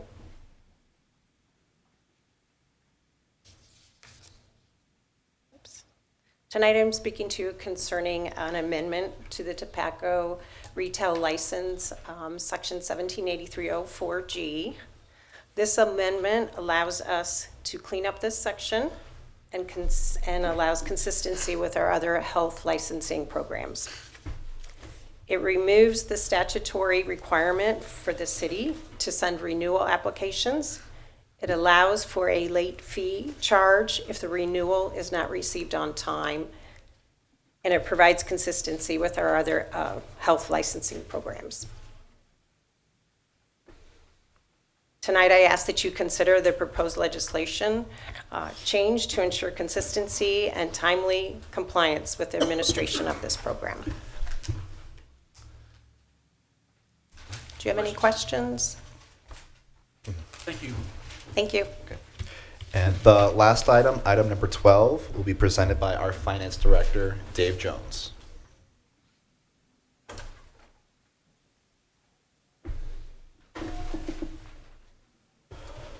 Good evening, Mayor, members of council, citizens. So we touched on this last week briefly when I talked about the supplemental appropriation and gave you that report. And what we're asking to do is transfer and appropriate funds, unspent CDB funds that date back to 2016, 2017. It's almost $499,000. The use of the fund will be to purchase land from the Community Improvement Corporation or the CIC. And it's for the new planned fire station at 1796, 1990 South Erie. The CIC board yesterday approved the purchase and sale agreement for this. The city has also applied to HUD to use the funds for land acquisition on November 22nd. HUD has 30 days to respond, which would take it approximately to December 22nd. And we do expect approval from HUD. The final step in the process would be legislation to council on January 11th. If council concurs, I'd like to do a 2-reading emergency. There would also be a public hearing with that. The benefit of this is council has approved and appropriated a grant to the CIC in the amount of $1,120,000. What this will allow us to do, we'll be able to reduce this amount that's paid out of our general fund, and we can move that amount over and use it for Station 25, which is going north on 325 North Erie, for station improvements out there. Is there any questions on that? Thank you. You're welcome. All right. That concludes our presentations, Mayor. Your motion, the committee of the whole, be closed. So moved. Second. Motion by Councilmember Fear, seconded by Vice Mayor Ryan. All in favor, please say aye. Aye. Opposed, same sign. Hearing none, that motion is carried at 8:13. I'll accept the motion that the regular meeting be reconvened. So moved. Second. By Councilmember Pullman, seconded by Councilmember Nab. Roll call vote to reconvene regular meeting. Moeller. Yes. Pullman. Yes. Fear. Yes. Vaughn. Yes. Ryan. Yes. Nab. Yes. Lauer. Yes. Motion adopted, 7-0. Your motion with the exception of And Ms. item 8.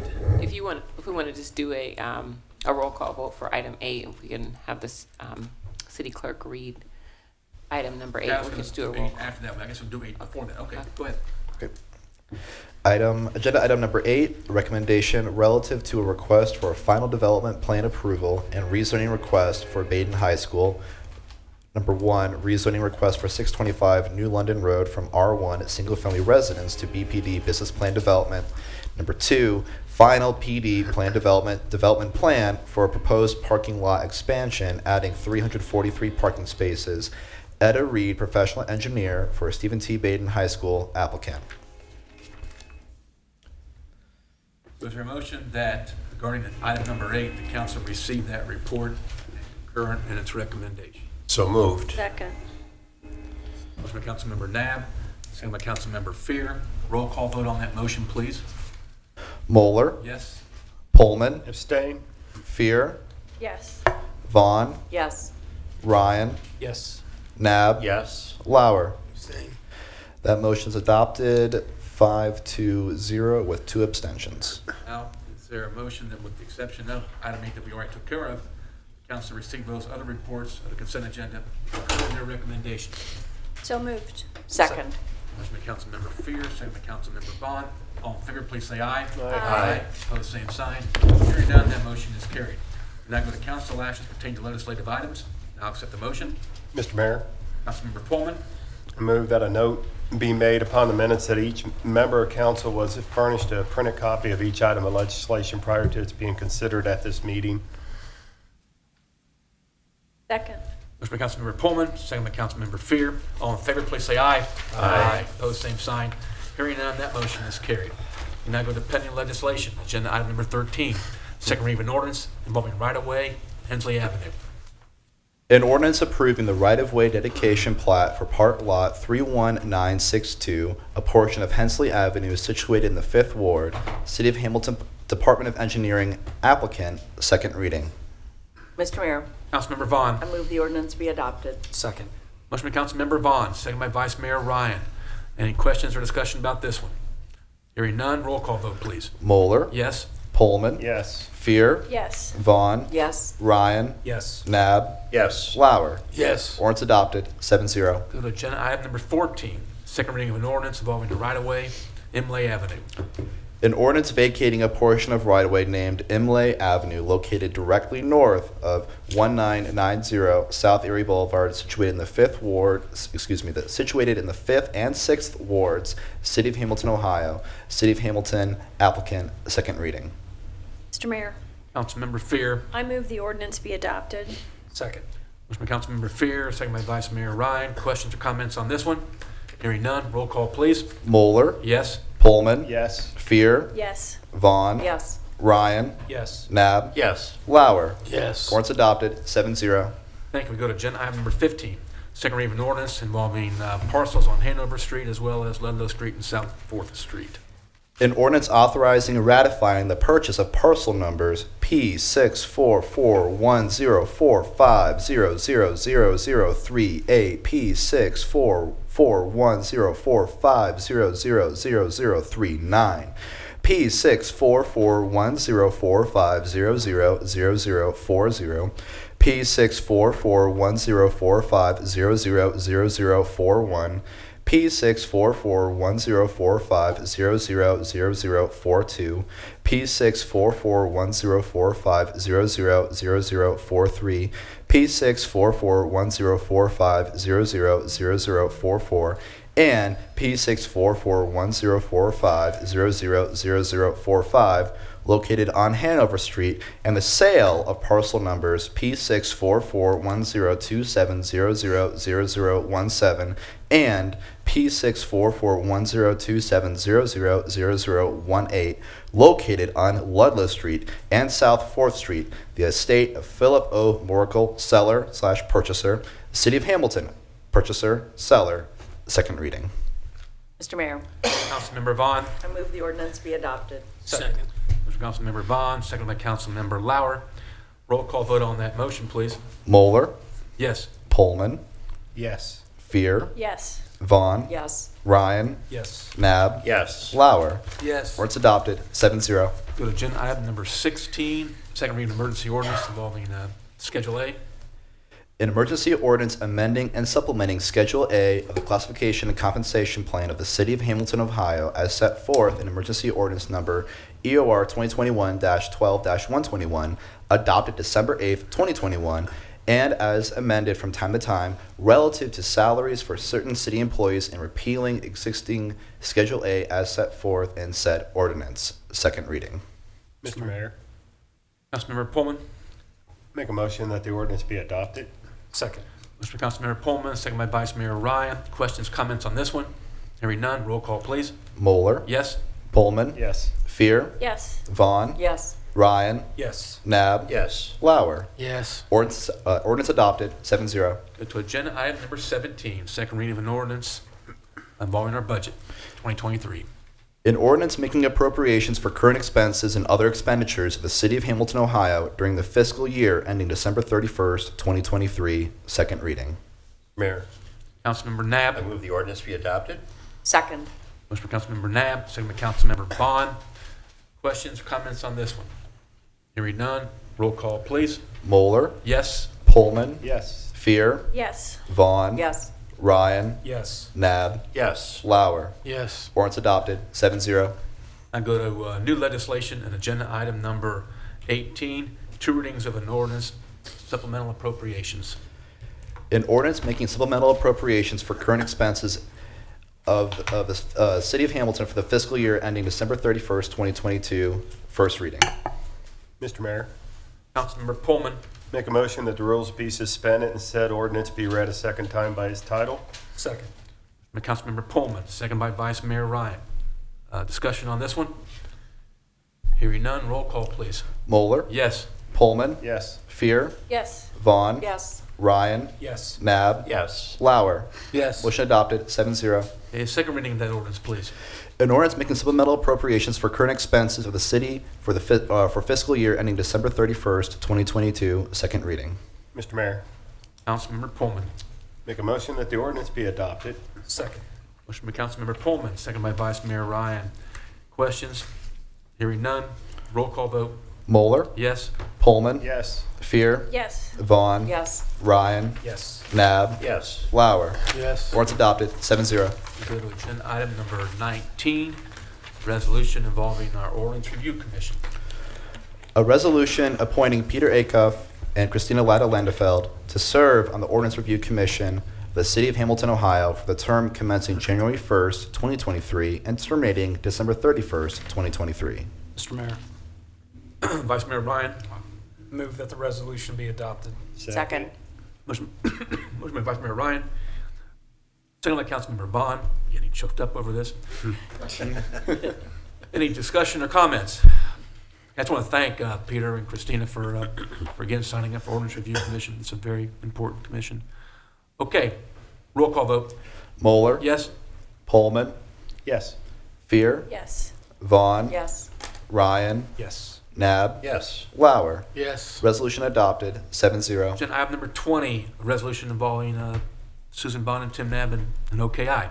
A resolution appointing Susan Vaughn to serve on the Board of Directors of the Ohio, Kentucky, Indiana, OKI Regional Council of Governments, and Tim Nab as alternate for the term commencing January 1st, 2023, and terminating December 31st, 2023. Mr. Mayor, Councilmember Pullman. make a motion that the resolution be adopted. Second. Councilmember Pullman, seconded by Councilmember Fear. Discussion or comments? Again, thank you, Susan and Tim. Roll call vote. Moeller. Yes? Pullman. Yes. Fear. Yes. Vaughn. Yes. Ryan. Yes. Nab. Yes. Lauer. Yes. Resolution adopted, 7-0. To agenda item number 21, resolution involving the Public Defender Commission and reimbursement of legal fees. A resolution authorizing an agreement between the City of Hamilton, Ohio, and the Butler County Public Defender Commission relative to reimbursement of appointed legal counsel to represent indigent defendants in the Hamilton Municipal Court for the calendar year 2023. Mayor, Councilmember Nab. I move the resolution be adopted. Second. Councilmember Nab, seconded by Vice Mayor Ryan. Comments, questions?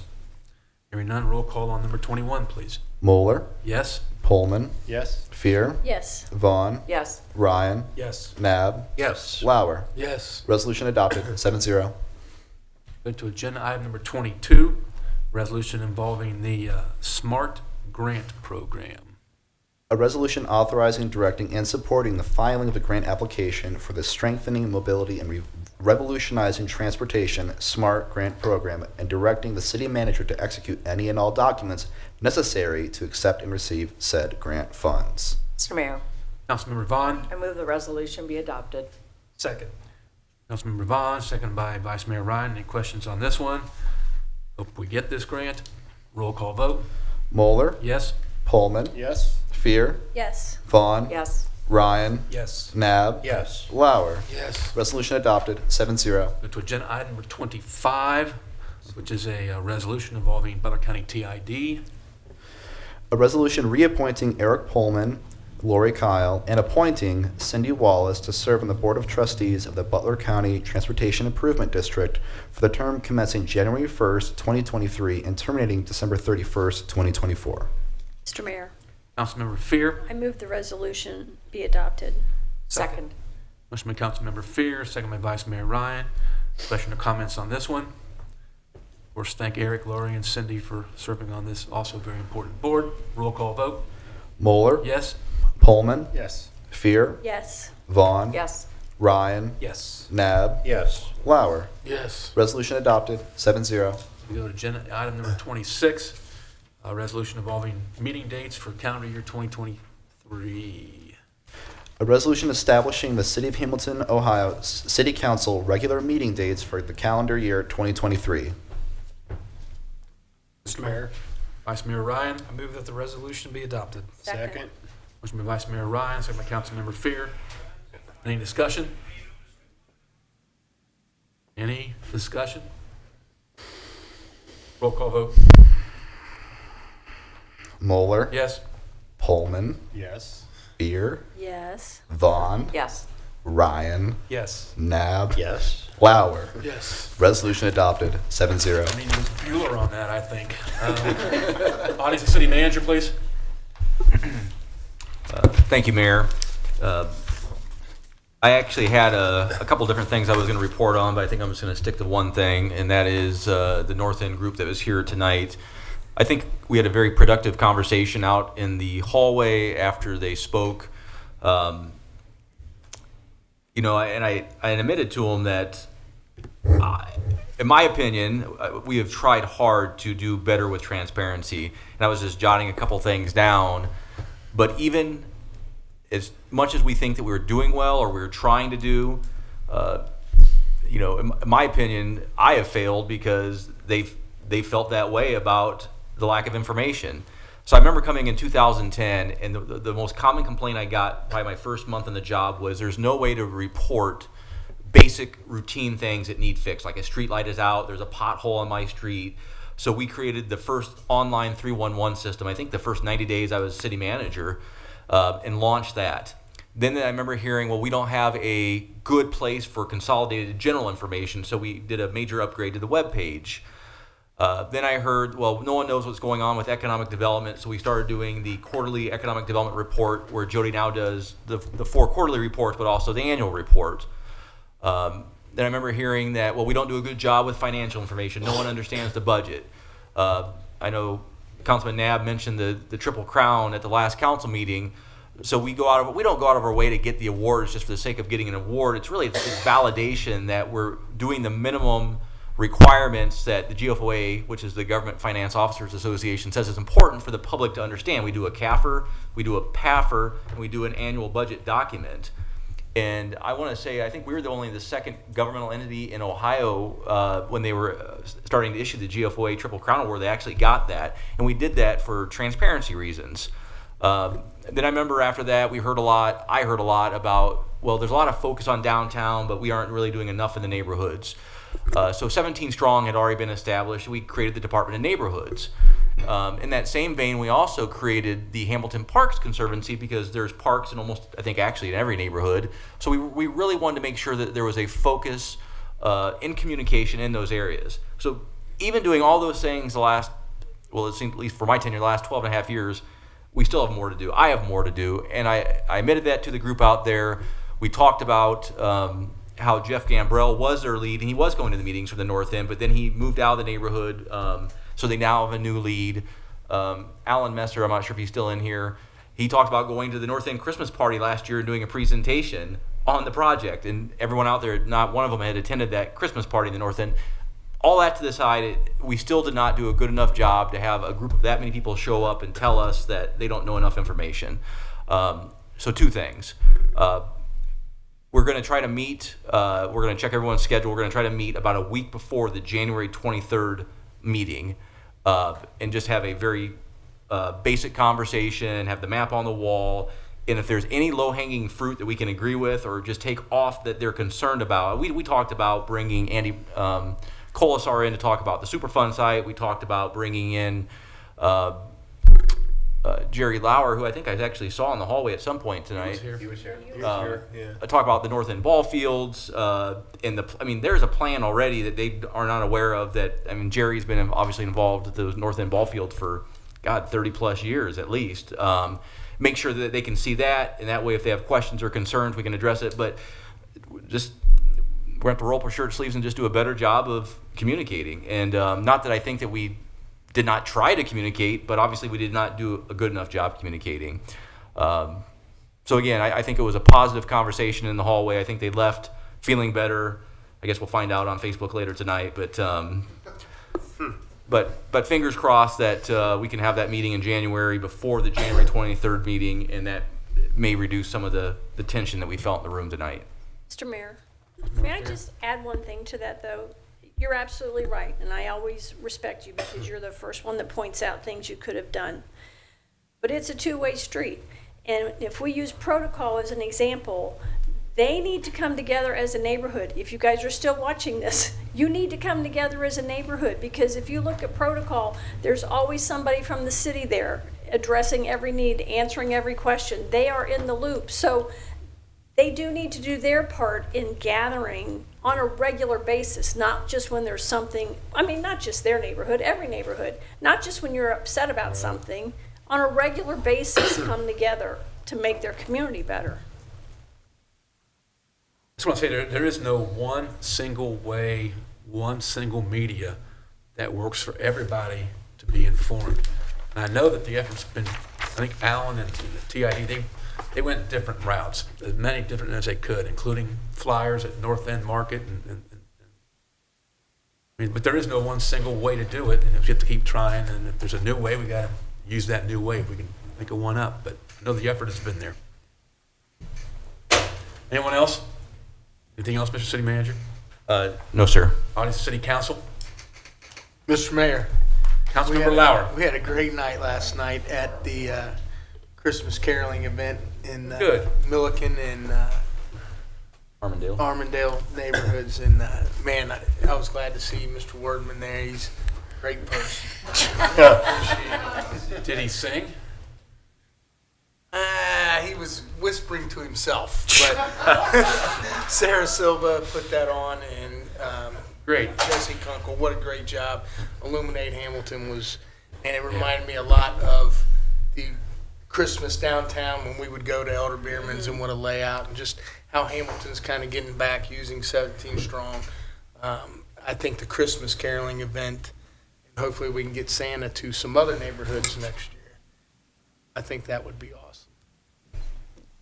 That was Mr. a great Mayor. event. Yes, Yeah, please. and tag on to that, Illuminate the Loop over in the Washington neighborhood on Sunday night. That was great. It was about a 2.3 mile walk. So many people out, and Santa was there, and an elf was there, and just the luminaries all through the neighborhood. It was beautiful. And I guess afterwards, 17 Strong has heard from many neighbors saying, let's do it again next year, and I've got ideas. So that's the way neighborhoods come together.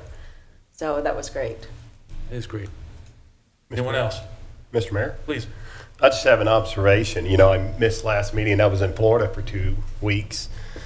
And everybody, you know, we drive through this city and we go to our jobs and we kind of forget looking around. And if you want to see what's really going on with Hamilton, leave for a couple weeks, because I came back and I was like, oh my God, you know, just look, it's amazing. You just don't, some days you just, even though we're involved in it, you still just don't look at it. And came back up Main Street coming into town, and I just looked at Rossville over there, and it was just, now you just see the structure and just everything's going on around here. So it's amazing just being gone 2 weeks and coming back in and saying, geez, you know, what is going on around this town is just amazing. So if you want to see what's going on, open your eyes or leave for a couple weeks and come back and you'll see it. So it was awesome.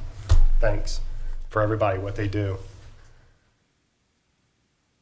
I want to mention that the Wreath Across America event, where wreaths are placed on veterans' graves at Greenwood, it will be again December 17th, this Saturday, Greenwood Cemetery, 12 o'clock.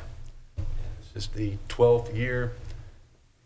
Great lady named Becky Abbott, who has been doing this every single year and has fostered this program, and it's grown, and it's just it's a solemn event, and it's a good event. I know Councilmember Lowers has brought students to that, and I think all of us have been there at one time or another. Yeah. So, anything else? Authorities of City Council.